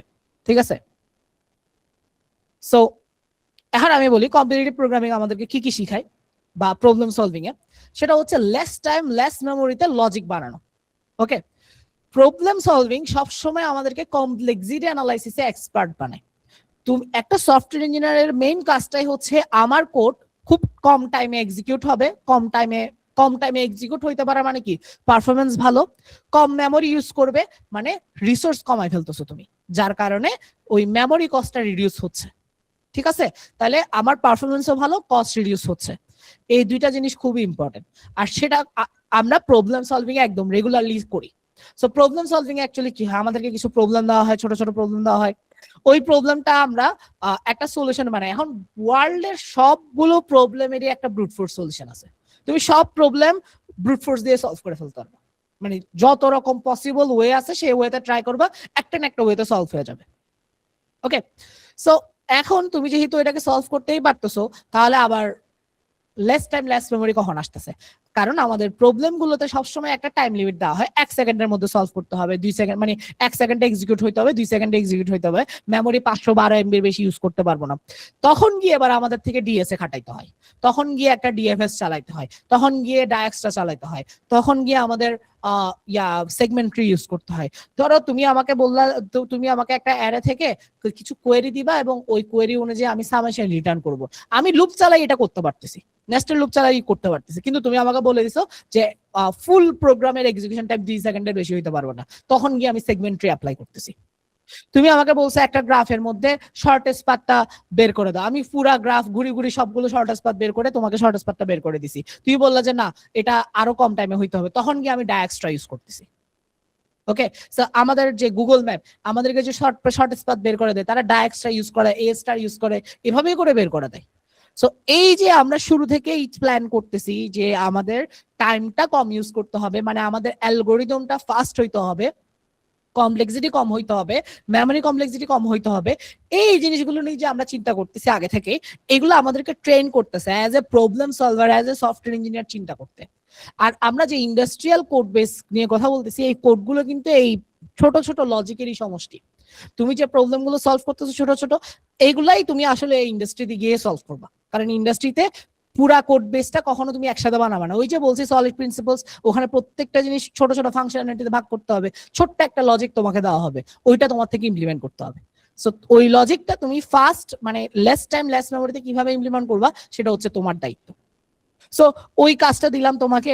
এখন লেটস সে এটা এখানে ডিফারেন্স দেখে, লেটস সে এটা ওই ওই প্রবলেমটা কোড ফোর্সেস এ লেভেলের একটা প্রবলেম, তোমাকে এখন যে লজিকটা ইমপ্লিমেন্ট করতে হচ্ছে, এখন তুমি কোড ফোর্সেস এ লেভেলের প্রবলেম সলভই করতে পারো না, তাহলে ওই লজিকটাও তুমি আর ইমপ্লিমেন্ট করতে পারবে না, তোমার থেকে মনে হবে যে এটা ইম্পসিবল একটা লজিক।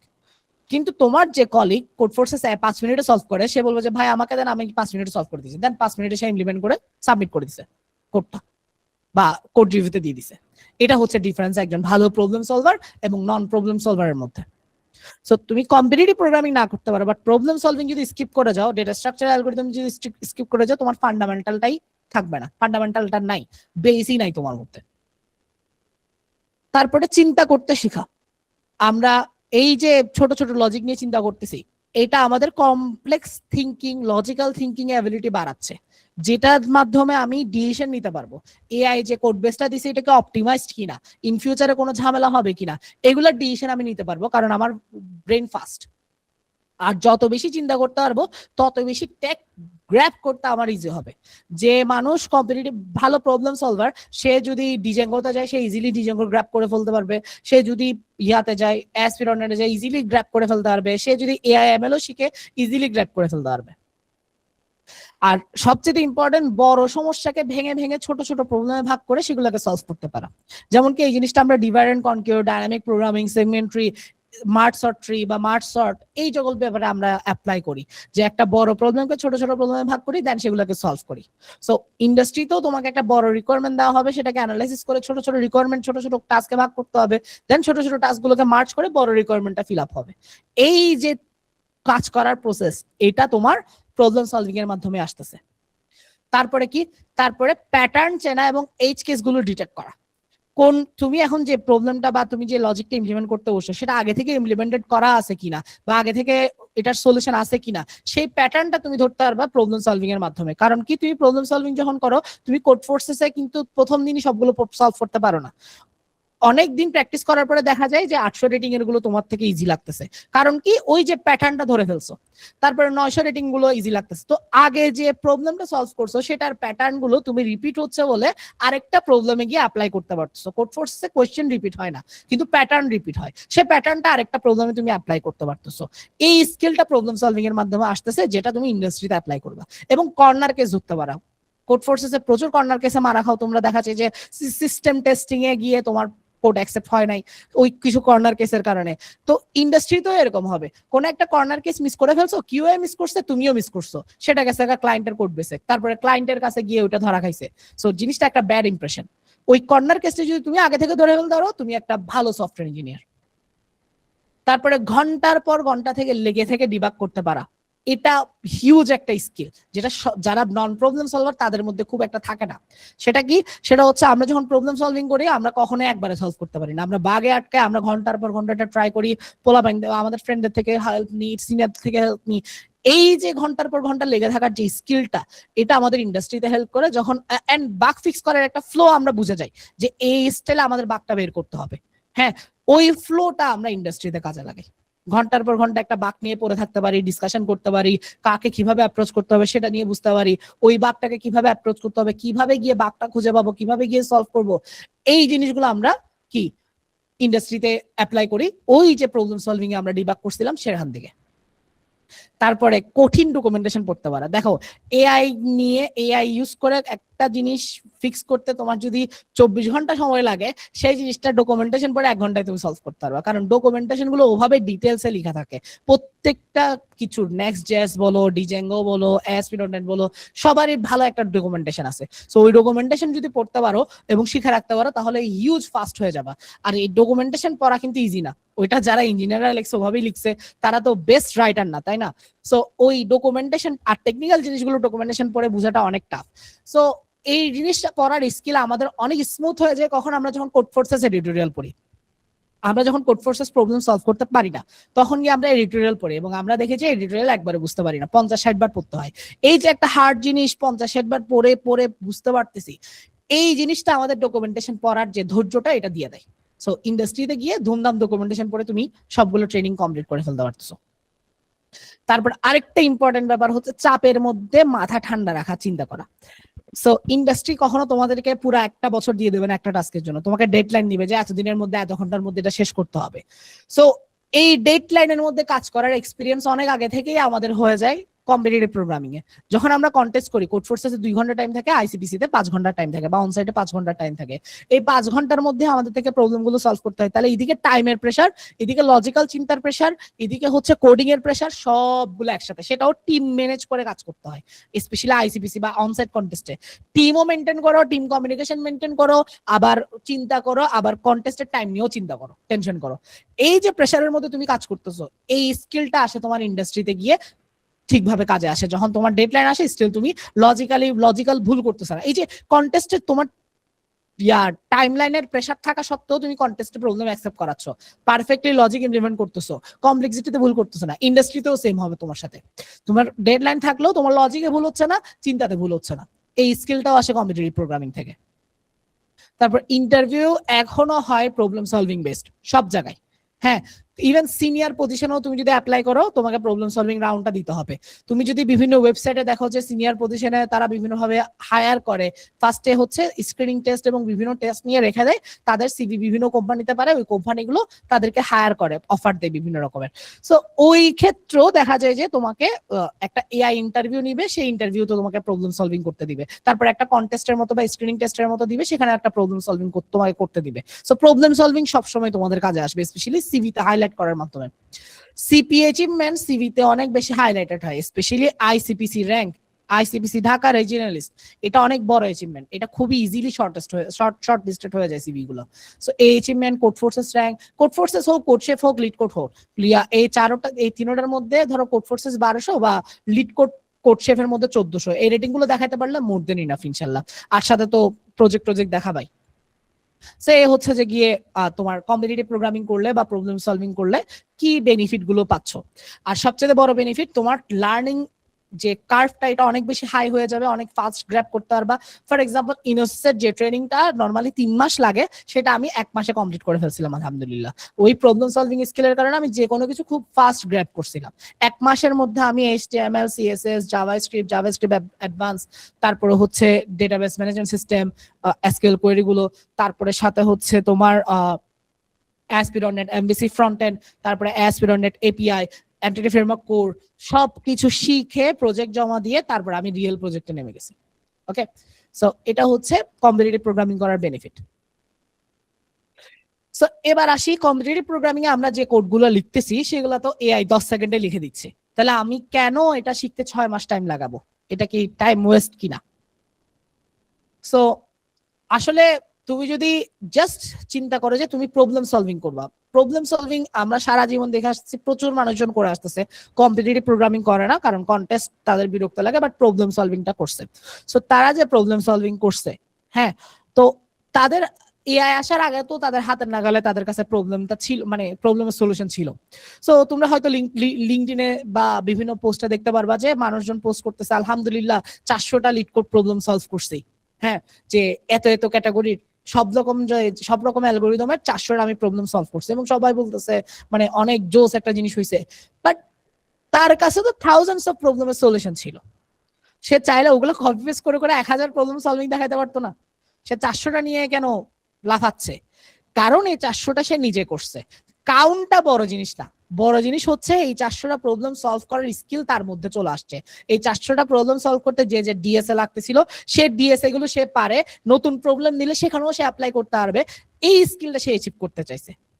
সো আগে থেকে সলিউশন থাকা সত্ত্বেও সেই স্কিলটা যাতে নিজের মধ্যে আসে, ইন্টারভিউতে জিজ্ঞেস করলে যাতে সে সলভ করতে পারে, ইন্ডাস্ট্রিতে গিয়ে যাতে সে সলভ করতে পারে, অ্যাপ্লাই করতে পারে, এই জিনিসটা শেখার জন্যই সে কষ্ট করে 400টা প্রবলেম সলভ করছে।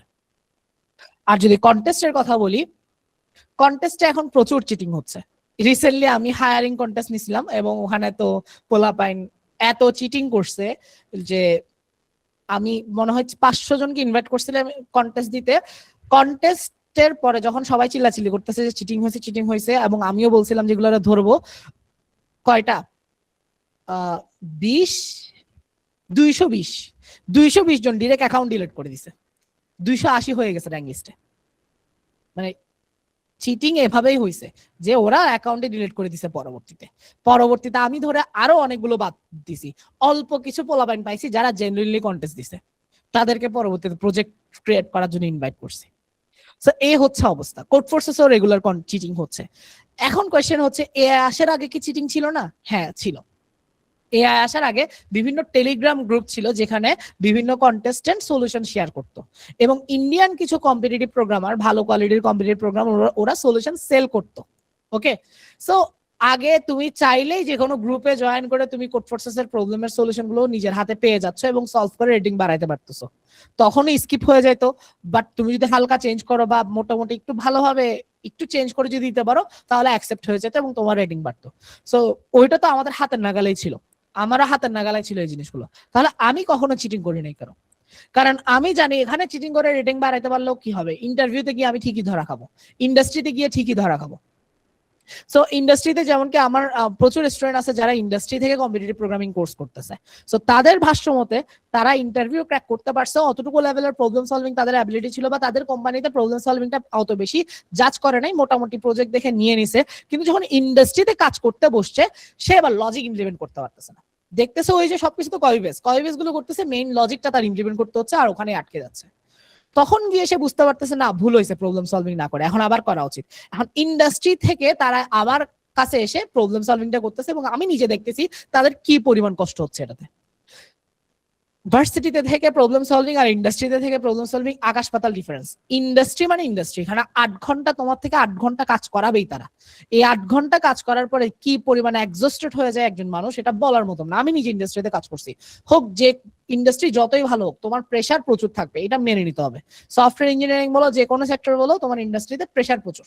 ওকে, কিছু আছে একটু প্রেশার কম, বাট প্রেশার কম বেশি নাই বলতে পারবো না। সো এই যে প্রেশারটা, এই প্রেশারের পরে এসে আবার প্রবলেম সলভিং করা, এটা হিউজ টাফ। সো তোমরা যারা রিয়েলাইজ করতে পারতেছো যে প্রবলেম সলভিং দরকার ইন্ডাস্ট্রি মানে ইউনিভার্সিটি লাইফে, তোমরা এখনই শুরু করো, আদারওয়াইজ ইন্ডাস্ট্রিতে গিয়ে বেশি কষ্ট পাইতে হবে। ওকে, সো কিন্তু এখন একটা কিন্তু আছে, সেটা হচ্ছে আগে একটা সময় এআই ঠিকভাবে ফেমাস হওয়ার আগ পর্যন্ত একটা কথা ছিল যে কম্পিটিটিভ প্রোগ্রামিং বা প্রবলেম সলভিং মোর দেন ইনাফ ছিল ভালো ইন্ডাস্ট্রিতে যাওয়ার জন্য। এই স্কিলটা থাকলে আর বেশি কিছু লাগতেছে না, বেসিক কিছু প্রজেক্ট বানালে ইনাফ। এন্ড আমার প্রচুর পডকাস্ট দেখবা যে প্রচুর স্টুডেন্ট আমাদের এভাবেই করে ইন্ডাস্ট্রিতে গেছে এবং আমি নিজেও এভাবে ঢুকছিলাম। বাট এখন সিচুয়েশন চেঞ্জ হয়ে গেছে, যে এখন তোমার কম্পিটিটিভ প্রোগ্রামিং এর পাশাপাশি একটা high quality enterprise level software development করে তোমার সিভিতে অ্যাড করতে হবে, আদারওয়াইজ তোমার সিভিটা একটু ডাউনগ্রেডেড হয়ে যাবে। এবং ইন্টারভিউতেও তোমাকে ওই জিনিসগুলো কোয়েশ্চেন করবে যেগুলো একজন সফটওয়্যার ইঞ্জিনিয়ার এর জানা উচিত, একটা সিনিয়র সফটওয়্যার ইঞ্জিনিয়ারের জানা উচিত, ওই টাইপের কোয়েশ্চেন গুলো তোমাকে করা শুরু করবে। কারণ তারা এক্সপেক্ট করতেছে তুমি ভার্সিটি থেকে এগুলো শিখে যাবা, কারণ এআই আছে তোমার হাতে, এআই দিয়ে এগুলো শেখা অনেক ইজি। আগে এমনটা ছিল না, এখন জিনিসটা এরকম হয়ে গেছে। যেমন কি সিপিএস একাডেমির রুটই ছিল কম্পিটিটিভ প্রোগ্রামিং, আমরা সিপিএস একাডেমি দাঁড় করাইছিল কম্পিউটার প্রোগ্রামিং এর জন্য, অন্য কিছু আমরা কখনো শিখা নাই। আরেকটা আনছিলাম job interview course. But recently আমরা অ্যাসপিরনেট কোর্স রিলিজ করছি এই অবস্থাটা দেখে যে এখন এআই এর কারণে এই জিনিসগুলো জানা লাগতেছে। সো সামনে ইনশাল্লাহ আস্তে আস্তে ডিজেঙ্গো, স্প্রিং বুট, এআইএমএল এগুলোও আসবে আমাদের কোর্স, যেটা আমরা কখনো আশাও করি নাই। 2020 থেকে 2026 এসে অ্যাসপিরনেট কোর্স রিলিজ করছি, মানে 5 বছর আমরা জাস্ট সিপির উপর ফোকাস করে গেছিলাম। বাট এখন ইন্ডাস্ট্রি স্টাইল চেঞ্জ হয়ে গেছে। এখন শুধু সিপি জানলে হবে না, সিপি তো পারতেই হবে, সাথে একটা high quality enterprise level software তোমার থেকে বানাইতে হবে। আর ওইটা বানাইতে হলে অবশ্যই ভালোভাবে ওওপি পারতে হবে, সলিড প্রিন্সিপালস গুলো পারতে হবে, ডিজাইন প্যাটার্ন গুলো পারতে হবে, ডেটা ম্যানেজমেন্ট সিস্টেম গুলো বুঝতে হবে, সিস্টেম ডিজাইন বুঝতে হবে, এবং সেগুলো অ্যাপ্লাই করতে হবে। এগুলোর নিচে বেস হিসেবে কম্পিটিটিভ প্রোগ্রামিং, প্রবলেম সলভিং আছে, দেন এগুলোকে আস্তে আস্তে ব্লক আকারে উপরে বসে বসে তোমার একটা ভালো কোয়ালিটির প্রজেক্ট ক্রিয়েট করে সিভিতে অ্যাড করতে হবে। এবং ইন্টারভিউতেও তোমাকে এগুলো নিয়ে কোশ্চেন করা হবে, ডিটেলসে কোশ্চেন করা হবে। আগে এত ডিটেলসে যাইতো না, বাট এখন যাচ্ছে, কারণ ওই যে বললাম যে এখন ওরা এক্সপেক্ট করতেছে মানে সিনিয়র লেভেলে তোমার নলেজ থাকতে হবে, যাতে করে ওই যে জুনিয়রদের পরিবর্তে তুমি এআইটাকে ইউজ করতে পারো। ওকে, সো কাইন্ড অফ জুনিয়র পজিশনটা হারাই যাচ্ছে না, জুনিয়র পজিশনটা থাকবে, বাট এটার ডিউটিটা চেঞ্জ হয়ে যাবে। আগের মতো জুনিয়র পজিশন চিন্তাগুলো হবে না যে শুধু প্রোগ্রামিং পারে বা প্রবলেম সলভিং পারে, তোমার থেকে এআই ইউজ করতে পারতে হবে। এই প্রিন্সিপালস গুলো এআই থেকে আসছে কিনা ঠিকভাবে ওগুলা রিভিউ করে সেগুলো মার্চ করতে পারা, কোড রিভিউ করতে পারা, এই জিনিসগুলো তোমার অ্যাবিলিটি আসতে হবে। তারপরে গিয়ে তুমি একটা ভালো সফটওয়্যার ইঞ্জিনিয়ার হইতে পারবা। কারণ অনেকে বলতেছে জুনিয়র পজিশন থাকবে না, জুনিয়র পজিশন না থাকলে সিনিয়র আসবে কোত্থেকে? একটা ইন্ডাস্ট্রিতে যদি জুনিয়র সফটওয়্যার ইঞ্জিনিয়ারই ঢুকতে না পারে, ওই ইন্ডাস্ট্রিতে সিনিয়র আসবে কোত্থেকে? আবার সিনিয়ররাও কিন্তু ঝামেলার একটা ইন্ডাস্ট্রির জন্য, এটা এআই আসার আগে থেকে। সেটা হচ্ছে একটা ইন্ডাস্ট্রির সবচেয়ে হাই যারা, মানে সবচেয়ে উপরের লেভেলের যারা সিনিয়র, মানে একদম লিড পর্যায়ের, ওদেরকে কিন্তু কোম্পানি অত বেশি পজিটিভলি নেয় না।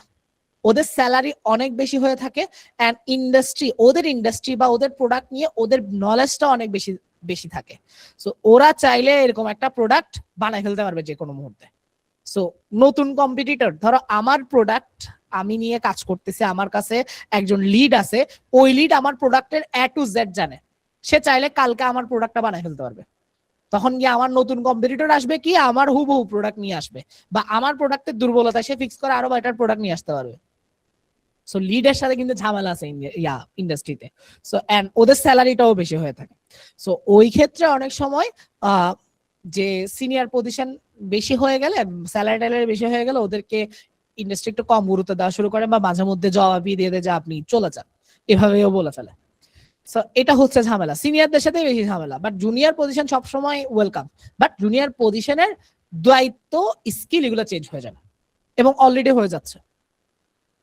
সো সিপি হচ্ছে তোমার মেইন ভিত্তি, ফান্ডামেন্টালটা তোমার মেইন ভিত্তি, ডিএসএ হচ্ছে তোমার মেইন ভিত্তি, তার উপরে বসবে হচ্ছে ওবি এন্ড প্রজেক্টস, তারপরে প্রজেক্টের উপর সলিড অ্যাপ্লাই করা, ডিজাইন প্যাটার্ন অ্যাপ্লাই করা, ডেটাবেস অ্যাপ্লাই করা, এন্ড ওভারঅল এআই ইউজ করতে পারা।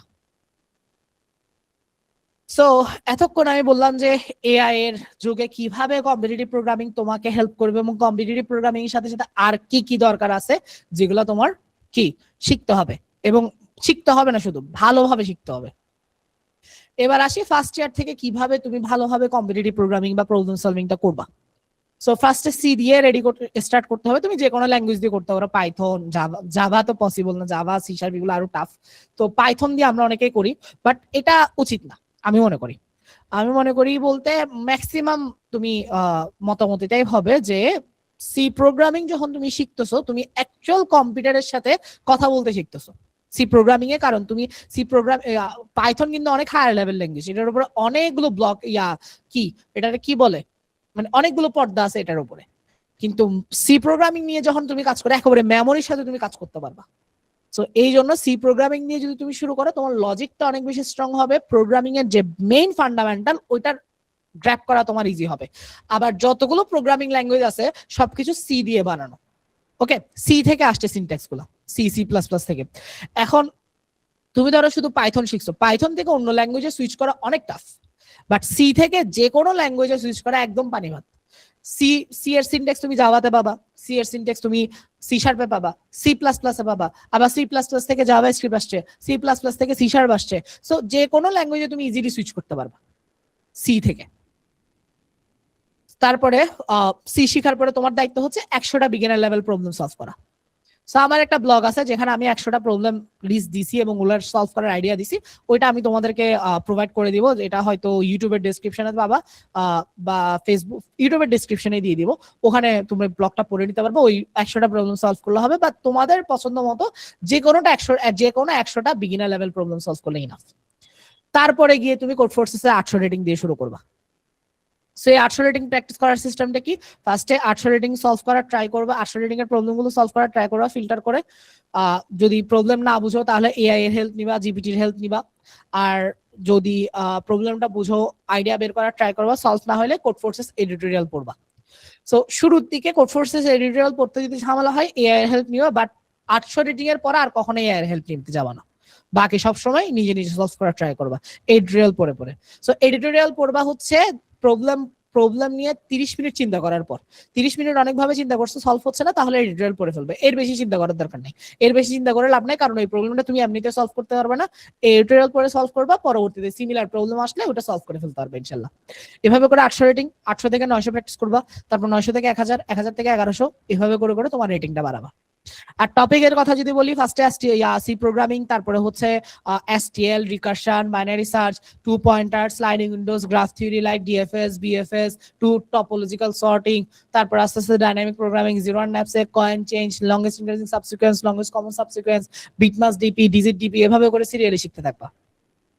এন্ড রেগুলারলি কন্টেস্ট দিতে হবে এবং আপসলভ করতে হবে। আপসলভিং মানে কি, কন্টেস্টে যে প্রবলেমটা তুই সলভ করতে পারো নাই, বা তোমার লেভেলের কোন একটা ফ্রেন্ড ওইটা সলভ করতে পারছে, সেটাকে সলভ করা কে বলা হয় আপসলভিং।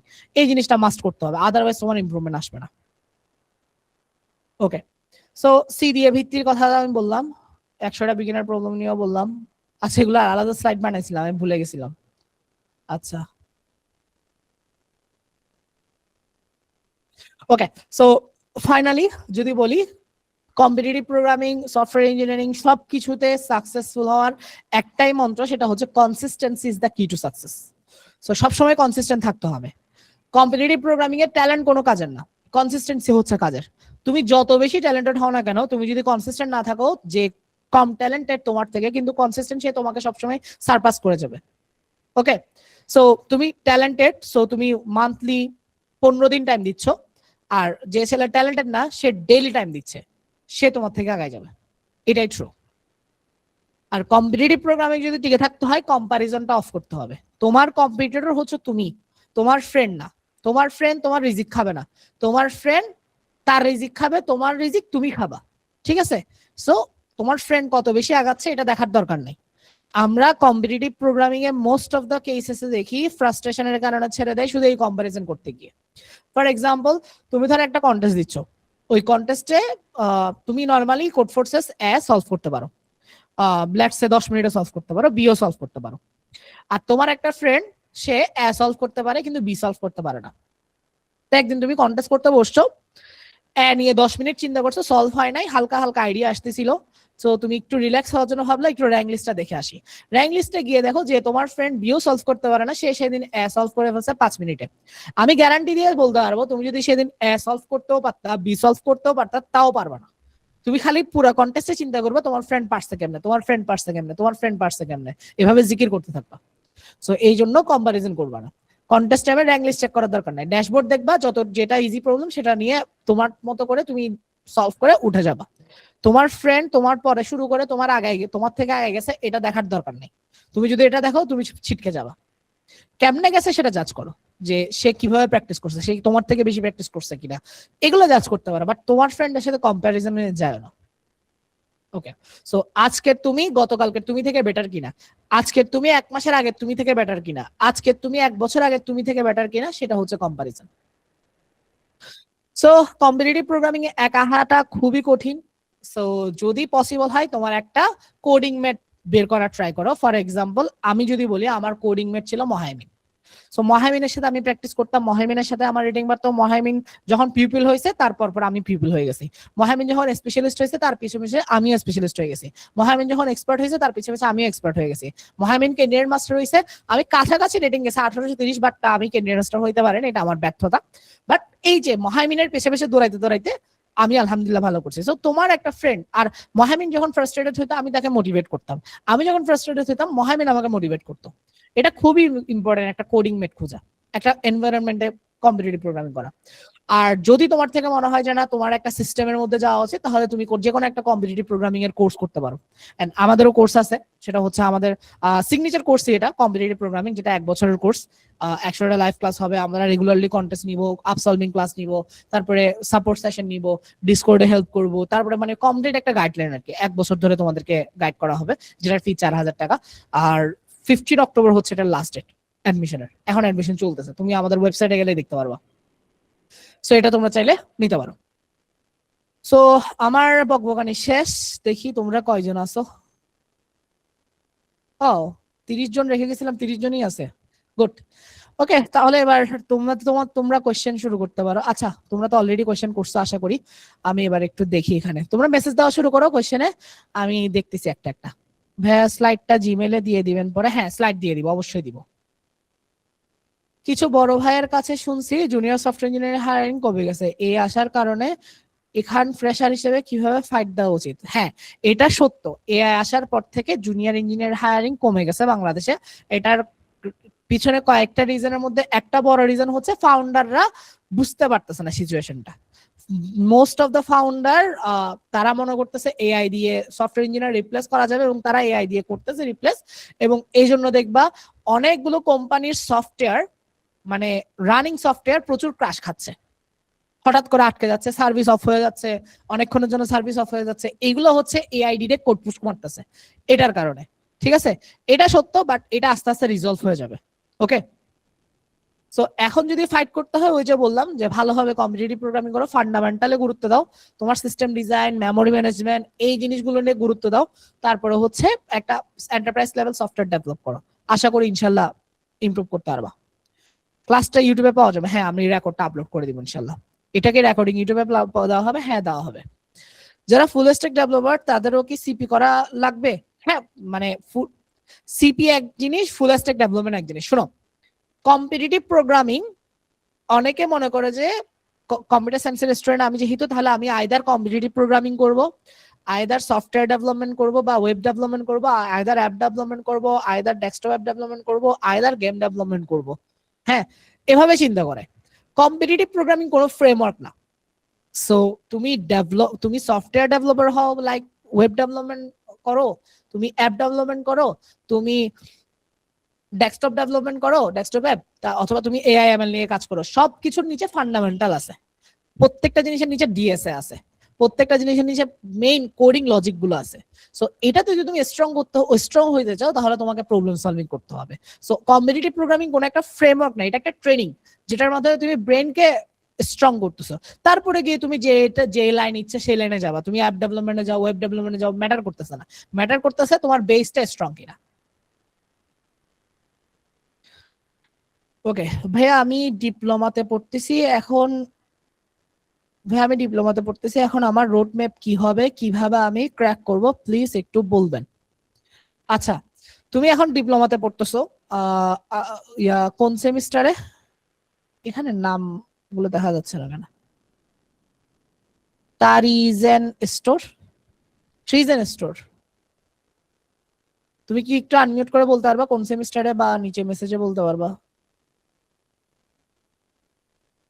আচ্ছা, স্টিল ডিপ্লোমার যদি আমি কথা বলি, ডিপ্লোমা হচ্ছে যে গিয়ে বিএসসি, আচ্ছা থার্ড সেমিস্টার, অনেক আর্লিতে আসো, তাহলে অনেক পিচ্ছি।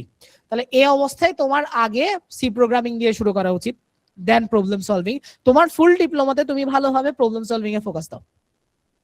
তারপরে তুমি বিএসসি তে ঢুকো, বিএসসি তে বসে ঢুকে এবার ভালোভাবে প্রজেক্ট গুলো ডেভেলপ করো। এভাবে যদি আগাও তাহলে তোমার জন্য বেস্ট হয়। আর যদি তোমার প্ল্যান থাকে যে ডিপ্লোমা করে একটা ছোটখাটো জবে ঢুকবা, তারপরে গিয়ে বিএসসি জবের পাশাপাশি করবা, তাহলে আমি বলবো যে শুরুর দিকে প্রবলেম সলভিং করে লাস্টের দিকে একটু প্রজেক্ট করো, তবে এটা ভুল পাথ হবে। বেস্ট ওয়ে হবে তুমি আগে ডিপ্লোমা অবস্থায় তুমি কমপ্লিটলি প্রবলেম সলভিংটাকে গ্র্যাপ করে ফেলো, আর বিএসসি তে প্রজেক্ট গ্র্যাপ করো ভালো করে, প্রজেক্ট ডেভেলপমেন্ট, তারপরে গিয়ে তুমি একটা ইন্ডাস্ট্রিতে ঢুকো। বিএসসি করে ইন্ডাস্ট্রিতে ঢুকলে এটা ফার বেটার তোমার জন্য।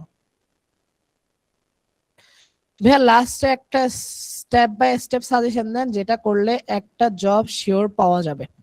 ওকে, সাজেশনটা ওইটাই যে ফার্স্টে প্রবলেম সলভিং, ডিএসএ এগুলো ভালোভাবে স্কিল ডেভেলপ করে ফেলা, তারপরে OOP, solid, design pattern, design principles, তারপরে সিস্টেম ডিজাইন, এইগুলা ভালোভাবে স্ট্রংলি গ্র্যাপ করে একটা হাই কোয়ালিটি প্রজেক্ট ডেভেলপ করা। এতটুকু করতে পারলে এবং ওগুলাতে ভালোভাবে এআই ইন্টিগ্রেট করা বা এআই এআই ফ্লো ইউজ করতে পারলে, তাহলে তোমার যে স্কিলটা মানে এটা একটা মানে একটা সিনিয়র লেভেলের চলে যাচ্ছে, তখন গিয়ে তুমি ইজিলি হায়ারিং মানে ইন্টারভিউ কলটা পাবা। সো তোমার যদি প্রজেক্ট থাকে ভালো কোয়ালিটি, তোমার যদি একটা ভালো কোয়ালিটি রেটিং থাকে, আইসিবিসি ঢাকা রিজিওনাল পার্টিসিপেন্ট থাকে, তাহলে তোমার কলটা পাওয়া ইজি। সো মেইন বেস হচ্ছে প্রবলেম সলভিং। ভাই এই সময় ফ্রেশার হিসেবে সাইবার সিকিউরিটি ক্যারিয়ার পাথ হিসেবে কেমন হবে? বড় ভাইরা বলে যে ফ্রেশারদের নেই না একদম, জব মার্কেট নিয়ে যদি আইডিয়া দিতেন। ওকে, সাইবার সিকিউরিটির ক্ষেত্রে দেখো ফ্রেশার এটাও তো একটা লাইন, ফ্রেশার কেন নিবে না? ফ্রেশার না থাকলে কি সাইবার সিকিউরিটি মানে সিনিয়র আসবে কোত্থেকে? এটা নিবে, বাট হয়তো তুমি ভুল মানুষদের থেকে জিজ্ঞেস করতেছো। আর এটা সত্য যে সাইবার সিকিউরিটি নিয়ে তোমাকে কম মানুষজনই আইডিয়া দিতে পারবে। সো একজন আছে আমার পরিচিত, উনি হচ্ছে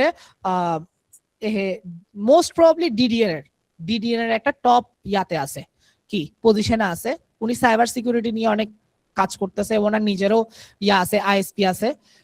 ওনার নাম হচ্ছে সত্যজিৎ বড়ুয়া। মোস্ট প্রবাবলি তুমি আমাকে একটু ইনবক্স করিও, আমি তোমাকে ওনার প্রোফাইলটা দিব, উনি ওনার থেকে জিজ্ঞেস করলে বেটার। সাইবার সিকিউরিটি নিয়ে গাইডলাইন উনি ভালো দিতে পারবে আমার থেকে। আসসালামু আলাইকুম। ওয়ালাইকুম আসসালাম। বিশ্ববিদ্যালয়ের 4 বছরের ইঞ্জিনিয়ারিং লাইফে কতদিন বা কোন ইয়ার পর্যন্ত নিয়মিত সিপি করা উচিত, আর ডেভেলপমেন্ট বা ইন্ডাস্ট্রি প্রস্তুতি কখন থেকে শুরু করা দরকার? প্রথম থেকে 4র্থ বর্ষ পর্যন্ত সিএসসি একজন স্টুডেন্ট ধাপে ধাপে কি করা শেখা উচিত, এই বিষয়ে কেউ যদি একটু বিস্তারিত রোডম্যাপ দিতেন। আচ্ছা, প্রথম কথা যে ইউনিভার্সিটি লাইফে কতদিন সিপি করা উচিত, এটা ডিপেন্ড করতেছে তোমার সিপি পারফরমেন্সের উপরে। আমরা লেটস সে আমরা ইউনিভার্সিটিকে 4 বছরে ডিভাইড করতেছি, first year, second year, third year, fourth year. First year, second year CP করা ফরজ, মানে এই দুইটা বছর সিপি ছাড়া অন্য কিছু করবে না। তোমার একাডেমিক পড়াশোনা আর সিপি এই দুইটাতেই থাকবা। ওকে, তারপরে এই 2 বছর সিপি করার পরে তোমার অ্যাচিভমেন্টস গুলো দেখো। তুমি দেখতেছো যে সিপিতে 1400 হয়ে গেছো, কোড ফোর্সেস স্পেশালিস্ট হয়ে গেছো, এক্সপার্ট হয়ে গেছো, আইসিবিসি তে একবার পার্টিসিপেট করছো, তাহলে এবার নেক্সট 2 বছরও সিপি কন্টিনিউ করো, কারণ তোমার সিপিতে একটা ফিউচার আছে, তোমার তুমি ভালো করতেছো। তো সিপিতে ভালো করলে দেখা যাচ্ছে যে লাস্ট 2 বছর সিপি করে ফাইনাল সেমিস্টারে গিয়ে তুমি ডেভেলপমেন্টে যাবা, দেখবো যে অনেক ফাস্ট শিখে ফেলতে পারতেছো সবকিছু, কারণ তুমি একজন strong competitive programmer. Let's say একটা ফ্রেমওয়ার্ক যদি একটা 1200 রেটেড কম্পিটিটিভ প্রোগ্রামারের শিখতে 2 মাস লাগে, একটা 1800 রেটেড কম্পিটিটিভ প্রোগ্রামারের কাছে লাগবে 15 দিন, তাহলে অনেক টাইম কমে যাচ্ছে না তোমার? সো ওই হিসেবে তোমার লাস্ট সেমিস্টারে ধরলেও তখন প্যারা নেই। কিন্তু 2 বছর পরে দেখতেছি যে না, তোমার প্রোগ্রেস অত ভালো হচ্ছে না, তাহলে আস্তে আস্তে ডেভেলপমেন্টটাও শেখা শুরু করে দাও, কারণ পুরা বছর তো এটাতেই টাইম ওয়েস্ট করে ফেলতে পারবে না। সো প্রথম 2 বছর কম্পিটিটিভ প্রোগ্রামিং করবা ভালোভাবে, তারপরে 2 বছরে ডিসিশন নিবা যে কম্পিটিটিভ প্রোগ্রামিং কন্টিনিউ করবা আর নাকি ডেভেলপমেন্ট করবা। এন্ড ফাইনাল ইয়ার সবসময় হইতে হবে তোমার ইন্টারভিউ প্রিপারেশনের টাইম। এই টাইমে তুমি তোমার সিভিটা রেডি করে ফেলবা ভালোভাবে, সিভিটা ইমপ্রুভ করতে থাকবা, সিভিটা বিভিন্ন সিনিয়র সফটওয়্যার ইঞ্জিনিয়ার বা অ্যাটলিস্ট আমাকে দিয়ে হইলো রিভিউ করাবা, তারপরে তোমার সিনিয়রদের দিয়ে রিভিউ করাবা, সিনিয়রদের সাথে কানেকশন রেডি করবা, তারপর ওদের দিয়ে মানে সিনিয়রদের মাধ্যমে বিভিন্ন কোম্পানিতে অ্যাপ্লাই করতে থাকবা, ইন্টারভিউ দিতে থাকবা, ফ্রেন্ডদের সাথে মক ইন্টারভিউ প্র্যাকটিস করতে থাকবা। এভাবে লাস্ট ইয়ারটা স্পেন্ড করবা লাস্ট ইয়ারে, স্পেশালি লাস্ট সেমিস্টারটা। আর এই টাইমে তোমার প্রজেক্টগুলো ডেভেলপ করবা, আর এই টাইমে থিসিসটাও ভালো করে করবা। আর থার্ড ইয়ার পর্যন্ত ভালোভাবে কম্পিটিটিভ প্রোগ্রামিং করবা। আর যদি দেখতেছো কম্পিটিটিভ প্রোগ্রামিং এ তুমি আইসিবিসি আরো ভালো করতে পারবা, তাহলে ফোর্থ ইয়ারটাও ভালোভাবে কম্পিটিটিভ প্রোগ্রামিং এর পেছনে দিবা। এটা হচ্ছে আমার আনসার। ভাইয়া গ্রাফ আর ডিপি রিলেটেড প্রবলেমে কিভাবে স্ট্রং হবো? গ্রাফ হচ্ছে তোমার গ্রাফ থিওরি শিখে ওই রিলেটেড প্রবলেম সলভ করতে হবে, বাট ডিপি তে স্ট্রং হইতে হলে প্রচুর প্র্যাকটিস করতে হবে। ডিপি হচ্ছে কোনো অ্যালগোরিদম না, এটা একটা টেকনিক। দ্যাটস ওয়াই এটাতে কেউ বেস্ট হইতে পারে না, বেটার হইতে পারে। আজকে তুমি ডিপিতে যতটুকু ভালো, কালকে এটাতে আরো বেটার হইতে পারবা, বাট বেস্ট হইতে পারবে না। ডিপির একটা এরকম কথা আছে আর কি। সো এটার জন্য প্রচুর প্র্যাকটিস করতে হবে। গ্রাফ ডিবি যদি প্র্যাকটিস করতে হয় তাহলে লাইট ওজেতে করবা, সিএসিএস এ করবা। আর বেসিক গ্রাফ ডিবি প্র্যাকটিস করার জন্য always lead code best. Lead code থেকে প্র্যাকটিস করে বেসিক আইডিয়াটা নিবা, তারপর লাইট ওজে, সিএসিএস এগুলাতে টাইমাস এগুলাতে প্র্যাকটিস করে ইমপ্রুভ করবা। আপনাদের কোর্সগুলো কোনটার উপর কোনটা করা উচিত, কোন কোর্সে কি কি শিখতে পারবো? আচ্ছা, কোনটার পর কোনটা কোর্স এভাবে মাথায় না রেখে তোমার আগে টার্গেট নিবা। লেটস সে তুমি ফার্স্ট ইয়ার বা সেকেন্ড ইয়ার, তাহলে তোমার কম্পিটিটিভ প্রোগ্রামিং কোর্সটা করা উচিত। এটা 1 বছরের কোর্স। এটা রাত দিন পরিশ্রম করে যদি করতে পারো, কম্পিটিটিভ প্রোগ্রামিং অনেক ইমপ্রুভ করতে পারবা। তার পরবর্তীতে স্টেপে তুমি এবার ডিসিশন নিতে পারবা যে তুমি কি এখন সফটওয়্যার ইঞ্জিনিয়ারিং শিখবা নাকি কম্পিটিটিভ প্রোগ্রামিং কন্টিনিউ করবা। এন্ড ধরো তুমি এবার ডিসিশন নিলে সফটওয়্যার ইঞ্জিনিয়ারিং শিখবা, তাহলে আমাদের বর্তমানে খালি একটা স্ট্যাকেরই সফটওয়্যার ইঞ্জিনিয়ারিং কোর্স আছে, সেটা হচ্ছে ASP.NET। সো তুমি যদি ASP.NET ইন্টারেস্টেড হয়ে থাকো, ওই কোর্সটা করতে পারবা। আর যদি তুমি ফাইনাল ইয়ারে হয়ে থাকো, তোমার প্রবলেম সলভিং স্কিল এত বেশি নাই, তখন গিয়ে আমি সাজেস্ট করবো আমাদের জব ইন্টারভিউ কোর্স। কারণ ফাইনাল ইয়ারে ফার্স্ট ইন্টারভিউ প্রিপারেশন নিতে হবে। সো ওই জব ইন্টারভিউ কোর্সে তোমাকে ডিএসএ শেখানো হবে, problem solving, lead code problem solving শেখানো হবে, সিএস ফান্ডামেন্টাল, ওপি লাইক ওপি, সি ইয়া সলিড, ডিজাইন প্যাটার্ন এগুলো শেখানো হবে। আর একটা স্মল প্রজেক্ট করাই দেওয়া হবে এই স্কিল গুলো অ্যাপ্লাই করে। ASP.NET একটা প্রজেক্ট করাই দেওয়া হবে। এটা আবার ASP.NET কোর্স না, এটা হচ্ছে জব ইন্টারভিউ কোর্স। আর ওই যে সফটওয়্যার ইঞ্জিনিয়ারিং শিখতে চাইলে একটা স্টেক আছে, সেটা হচ্ছে ASP.NET। আর বাকিগুলো ইনশাল্লাহ আস্তে আস্তে আনবো আর কি। স্টেপ বাই স্টেপ রোড ম্যাপটা একটু আবার বলবেন, আমি ফুল শুনতে পারি নাই। এটা কোথা থেকে আসলো আবার? আচ্ছা, ডিপ্লোমাতে পড়ো ইয়াতে, হ্যাঁ। তাহলে তোমার থেকে করতে হবে, দেখো ফার্স্ট সি প্রোগ্রামিং তো শিখতে হবে, তারপরে প্রবলেম সলভিং শুরু করবা, এবং ফুল ডিপ্লোমা লাইফে তুমি কম্পিটিটিভ প্রোগ্রামিং এ ভালো করার ট্রাই করবা। কোড ফোর্সেস এক্সপার্ট হওয়ার টার্গেট নিয়ে কম্পিটিটিভ প্রোগ্রামিংটা করবা। আইসিবিসি ঢাকা রিজিওনালে যাওয়ার মতো করে কম্পিটিটিভ প্রোগ্রামিংটা করবা। তারপরে বিএসসি তে ভর্তি হবা, বিএসসি তে আবার ভালো করে এন্টারপ্রাইজ লেভেল সফটওয়্যার নিয়ে ঘাটাঘাটি করবা। ওই টাইমে কোনো কোম্পানিতে ইন্টার্নশিপও করতে পারো, বা ছোটখাটো একটা জবও নিতে পারো, বা তুমি ভালোভাবে প্রজেক্টটা করবা ওখানে, মানে একটা এন্টারপ্রাইজ লেভেল সফটওয়্যার ডেভেলপ করবা। তাহলে গিয়ে তোমার জিনিসটা একটা স্মুথলি একটা ভালো সিভি রেডি হবে তোমার। আর বিএসসির পরেই কোন একটা কোম্পানিতে ঢোকা সবচেয়ে বেটার। ফোর্থ ইয়ার ফার্স্ট সেমিস্টারে আছি, এখন কি শুধু সিপি করা ঠিক হবে নাকি সিপিএস একাডেমির জব ইন্টারভিউ কোর্সে অ্যাডমিশন হয়ে যাব? কেয়ারে প্রপারলি জবের প্রিপারেশন নেওয়া পসিবল? আচ্ছা, ফোর্থ ইয়ার ফার্স্ট সেমিস্টারে থাকলে এখন সিপিও ফোকাস করো, বাট পাশাপাশি লিড কোড প্র্যাকটিস করো, ডিএসএ গুলো শিখো। ওকে, লাইক ডিএসএ বলতে 2 pointer, sliding windows, STL, standard timed library like map, set, stack queue, dequeue, priority queue. তারপরে হচ্ছে তোমার binary tree, binary search tree, binary search, link list. তারপরে link লিস্টের কিছু algorithm like slow and fast pointer. তারপরে হচ্ছে আর কি আছে, ডায়াক্সট্রা মাস্ট শিখবা। তারপরে DFS BFS শিখবা, zero one knapsack, coin change শিখবা, কাদানেস অ্যালগোরিদম মাস্ট শিখবা। এগুলা শিখে লিড কোড প্র্যাকটিস করতে থাকো, তাহলে সবচেয়ে বেটার। আর যদি জব ইন্টারভিউ কোর্সে অ্যাডমিশনের কথা বলো, তাহলে এখন তো জব ইন্টারভিউ কোর্স অ্যাভেলেবেল না, আমাদের ডিসেম্বরে আসবে, তখন অ্যাডমিশন নিতে পারবে ইনশাল্লাহ। এন্ড 1 বছর যদি ভালো, এই আমাদের তো 6 মাসের কোর্স, এই 6 মাস যদি ভালোভাবে পরিশ্রম করে ইনশাল্লাহ তোমার প্রিপারেশনটা হয়ে যাবে। আর হ্যাঁ, সাথে তো OOP, solid principles, design patterns, system design, database management system, এগুলো শিখতে হবে এই আর কি। তো এগুলো আমাদের কোর্স থেকে কমপ্লিট করে দেওয়া হবে, বাট তুমি যদি নিজে নিজে শিখতে চাও, আমি বলে দিছি টপিকগুলো, জাস্ট এগুলো ফলো করো। ভার্সিটিতে আমার অলরেডি প্রায় 2 বছর চলে গেছে, সিপি শুরু করি নাই, এখন থেকে কিভাবে শুরু করব? সেম স্টাইল, ফার্স্টে সি প্রোগ্রামিং, তারপরে বিগিনার্স প্রবলেম, তারপরে 800 রেটিং এর গুলো প্র্যাকটিস শুরু করবা, তারপরে এভাবে 800, 900, 1000 এভাবে করে বাড়াবা। ভাইয়া কেউ যদি কোডফোর্সে এক্সপার্ট হইতে পারে বাট ভার্সিটিতে এখনো কমপ্লিট করতে বাকি আছে 1 বছর, তাহলে কি এক্সপার্ট ট্যাগ দিয়ে জব পাওয়া পসিবল? হ্যাঁ, এক্সপার্ট ট্যাগ দিয়ে জব পাওয়া পসিবল, বাট 1 বছর যেহেতু বাকি আছে, তুমি চাইলে কি ইন্ডিয়ান মাস্টার টার্গেট নিতে পারো। তোমার আইসিপিসি ঢাকা রিজিয়নালের র্যাঙ্ক কেমন? মোহাম্মদ তৌহিদ, তোমার আইসিপিসি ঢাকা রিজিয়নালের র্যাঙ্ক কেমন?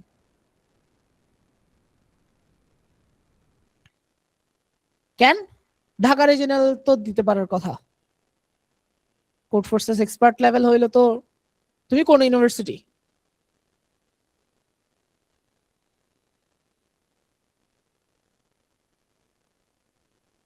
আচ্ছা, তুমি আনমিউট করে কথা বলতে পারো। যে এখানে কি কম্পিটিশন কি বেশি হয়েছে লাস্ট টাইম যে তুমি ঢাকা রিজিয়নালে যেতে পারো নাই? মানে ঝামেলাটা কি হয়েছে?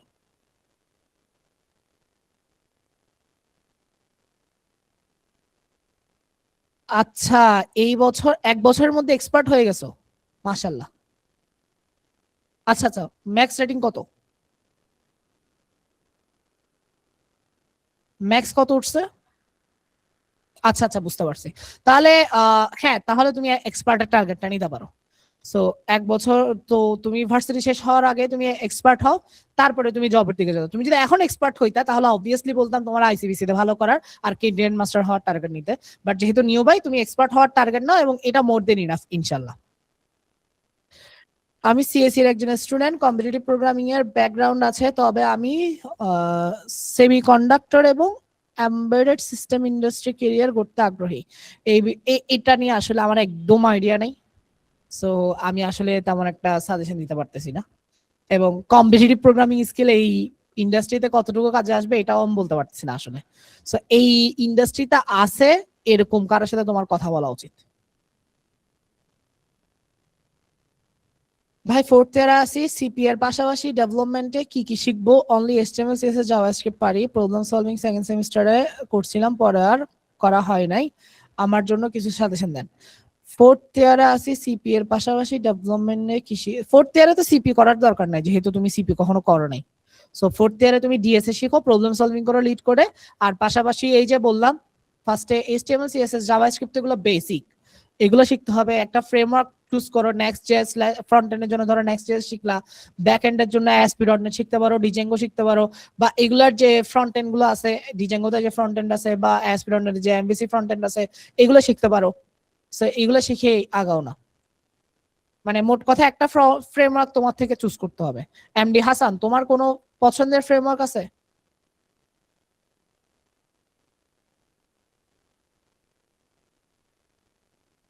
এমডি হাসান? আচ্ছা, তুমি নহলে নাই তাহলে তো তোমার যদি কোনো পছন্দের ফ্রেমওয়ার্ক থাকে ওইটা শেখা শুরু করে দাও। আপনাদের কোর্স করার পর যদি কেউ এক্সপার্ট হতে পারে দেন আপনারা কি জবের ব্যাপারে হেল্প করেন? হ্যাঁ, অবভিয়াসলি আমরা হেল্প করব। এক্সপার্ট হইতে পারলে, স্পেশালিস্ট হইতে পারলে আমরা রেফারেন্সের ব্যবস্থা করার ট্রাই করি। আমরা গ্যারান্টি দিই না যদিও বা, কারণ রেফারেন্স দেওয়াটা প্রচুর টাফ, মানে আমার নিজের কানেকশনের মাধ্যমে বের করে আনতে হয়। মানে ইন্ডাস্ট্রি, মানে আমরা তো এডটেক, তো কোন একটা ইন্ডাস্ট্রির সাথে রেফারেন্সের ব্যাপারে আমরা এভাবে ভালো ইন্ডাস্ট্রিতে যুক্ত হইতে পারি না। সো আমরা নিজের কানেকশনের মাধ্যমে যদি পসিবল হয় তাহলে তাকে রেফারের ব্যবস্থা করে দিই। ইন্টারভিউ প্রিপারেশন, আর প্রত্যেকটা ইন্ডাস্ট্রি ভালো ইন্ডাস্ট্রির যখন ইন্টারভিউ মানে হায়ারিং শুরু হয়, আমরা ওখান থেকে একটা ইঞ্জিনিয়ার এনে আমাদের কোর্সে ক্লাস নেওয়াই, যে ওই ইন্টারভিউ গুলো কিভাবে ক্র্যাক হয় বা কি কি আস করে, সিস্টেমটা কি, এবং ওদের জব কালচারটা কিরকম, এগুলো জানার জন্য আমরা ওই ইন্ডাস্ট্রির কোন একটা সফটওয়্যার ইঞ্জিনিয়ার এনে দিই। সো এরকম গাইডলাইন তোমরা পাবা। সি শার্প দেখছিলাম পাশাপাশি, ওকে সি শার্প শিখতে পারো। যেহেতু এখন এইচটিএমএল সিএসএস জাভাস্ক্রিপ্ট পারো, তুমি আগে সি শার্পে একটা টিউটোরিয়াল দেখো, সি শার্প শিখে তারপরে ASP.NET শিখো, তারপরে ASP.NET API, Android framework code, এগুলো আস্তে আস্তে শিখো। সো তুমি চাইলে আমাকে নক দিতে পারো হোয়াটসঅ্যাপে, তুমি আমাকে আস্ক করতে পারো যে এটা শিখছি, এখন কি শিখবো, আমি তোমাকে বললাম যে এটার পরে এটা শিখো, এটার পরে এটা শিখো, এভাবে করে গাইড দিতে পারবো আর কি। আর চাইলে ASP.NET কোর্সেও জয়েন করতে পারো, ইটস ইউর কল।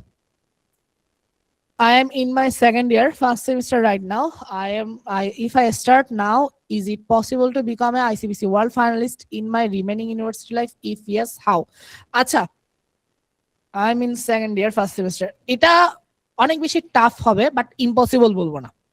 লাইক আমাদের যে ট্রেনার ছিল শুরুতে, এই কম্পিটিটিভ প্রোগ্রামিং কোর্সটা যারা তুলছিল তার মধ্যে একজন হচ্ছে সাইফ মাহমুদ। আর একজন হচ্ছে আদনান তকি। দুইটাই কোড ফোর্সেস মাস্টার এবং দুইজনই ওয়ার্ল্ড ফাইনালিস্ট। এখন ওরা জব নিয়ে বিজি হয়ে গেছে, বিয়ে শাদিও করে ফেলছে, নিজ নিজ লাইফে বিজি। এখন সিপিএস ছেড়ে দিছে তারা, বাট সিপিএসটার যে স্ট্রাকচারটা এটা দাঁড় করাই গেছে ওরা। এবং স্টিল এখন আমাদের হাই কোয়ালিটি ট্রেনার আছে রাকিব জয়, ও টপ 4-এ ছিল আইসিবিসি ঢাকা রিজিয়নালে এবং Codeforces master, ICPC west continent finalist. Ushan Ghosh সাস্টের, সে হচ্ছে টপ 3-তে ছিল লাস্ট আইসিবিসিতে এবং সে ICPC west continent finalist, Codeforces master. ওরা এখন ট্রেনার হিসেবে আছে, বাট মেইনলি দাঁড় করা গেছিল সাইফ মাহমুদ এবং আদনান তকি। এই সাইফ মাহমুদ কিন্তু ইউনিভার্সিটি লাইফে কম্পিটিটিভ প্রোগ্রামিং শুরু করছিল এবং পরবর্তীতে মাস্টার হয়ে আইসিবিসি ওয়ার্ল্ড ফাইনালিস্ট হয়েছে। সো এটা ইম্পসিবল না, বাট হিউজ খাটতে হবে। সত্য কথা বলতে রাত দিন পরিশ্রম করতে হবে, তুমি টাইম দেখে প্র্যাকটিস করতে পারবে না।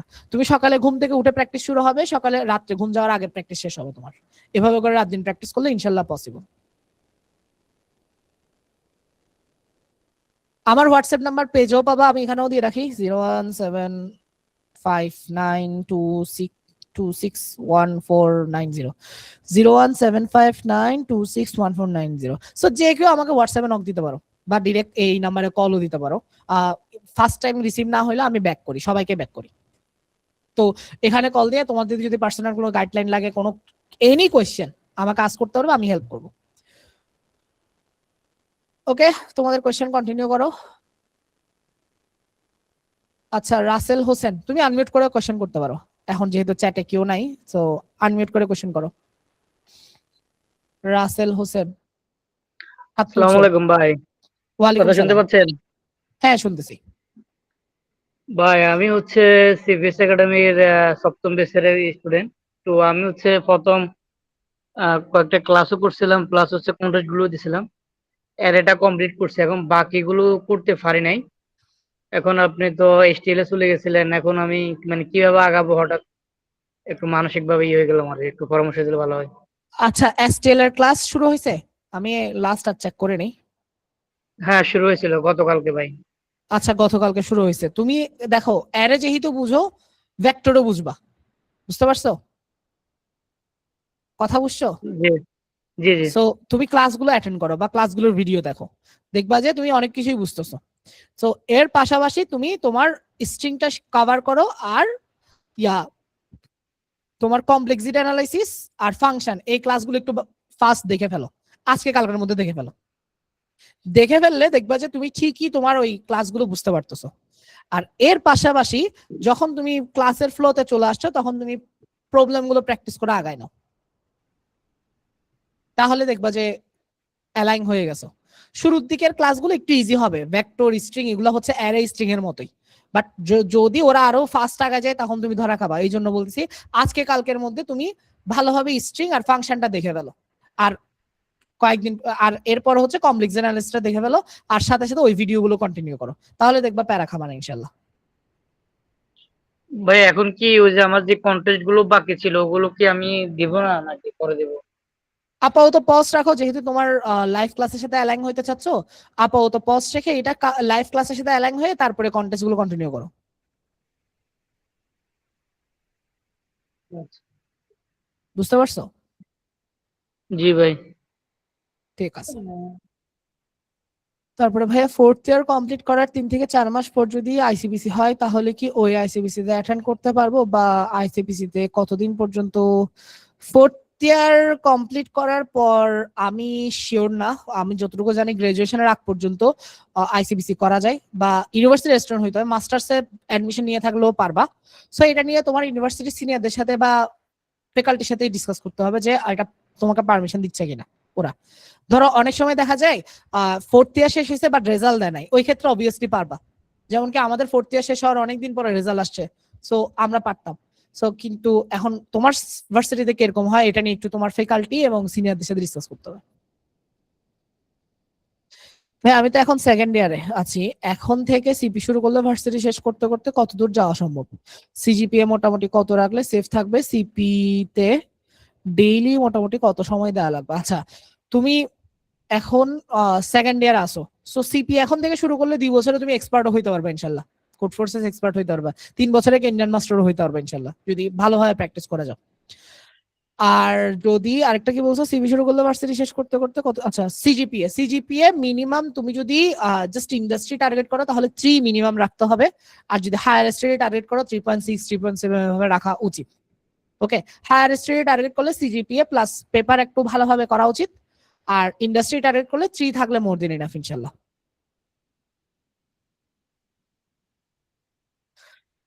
আর কারো কোনো কোয়েশ্চেন?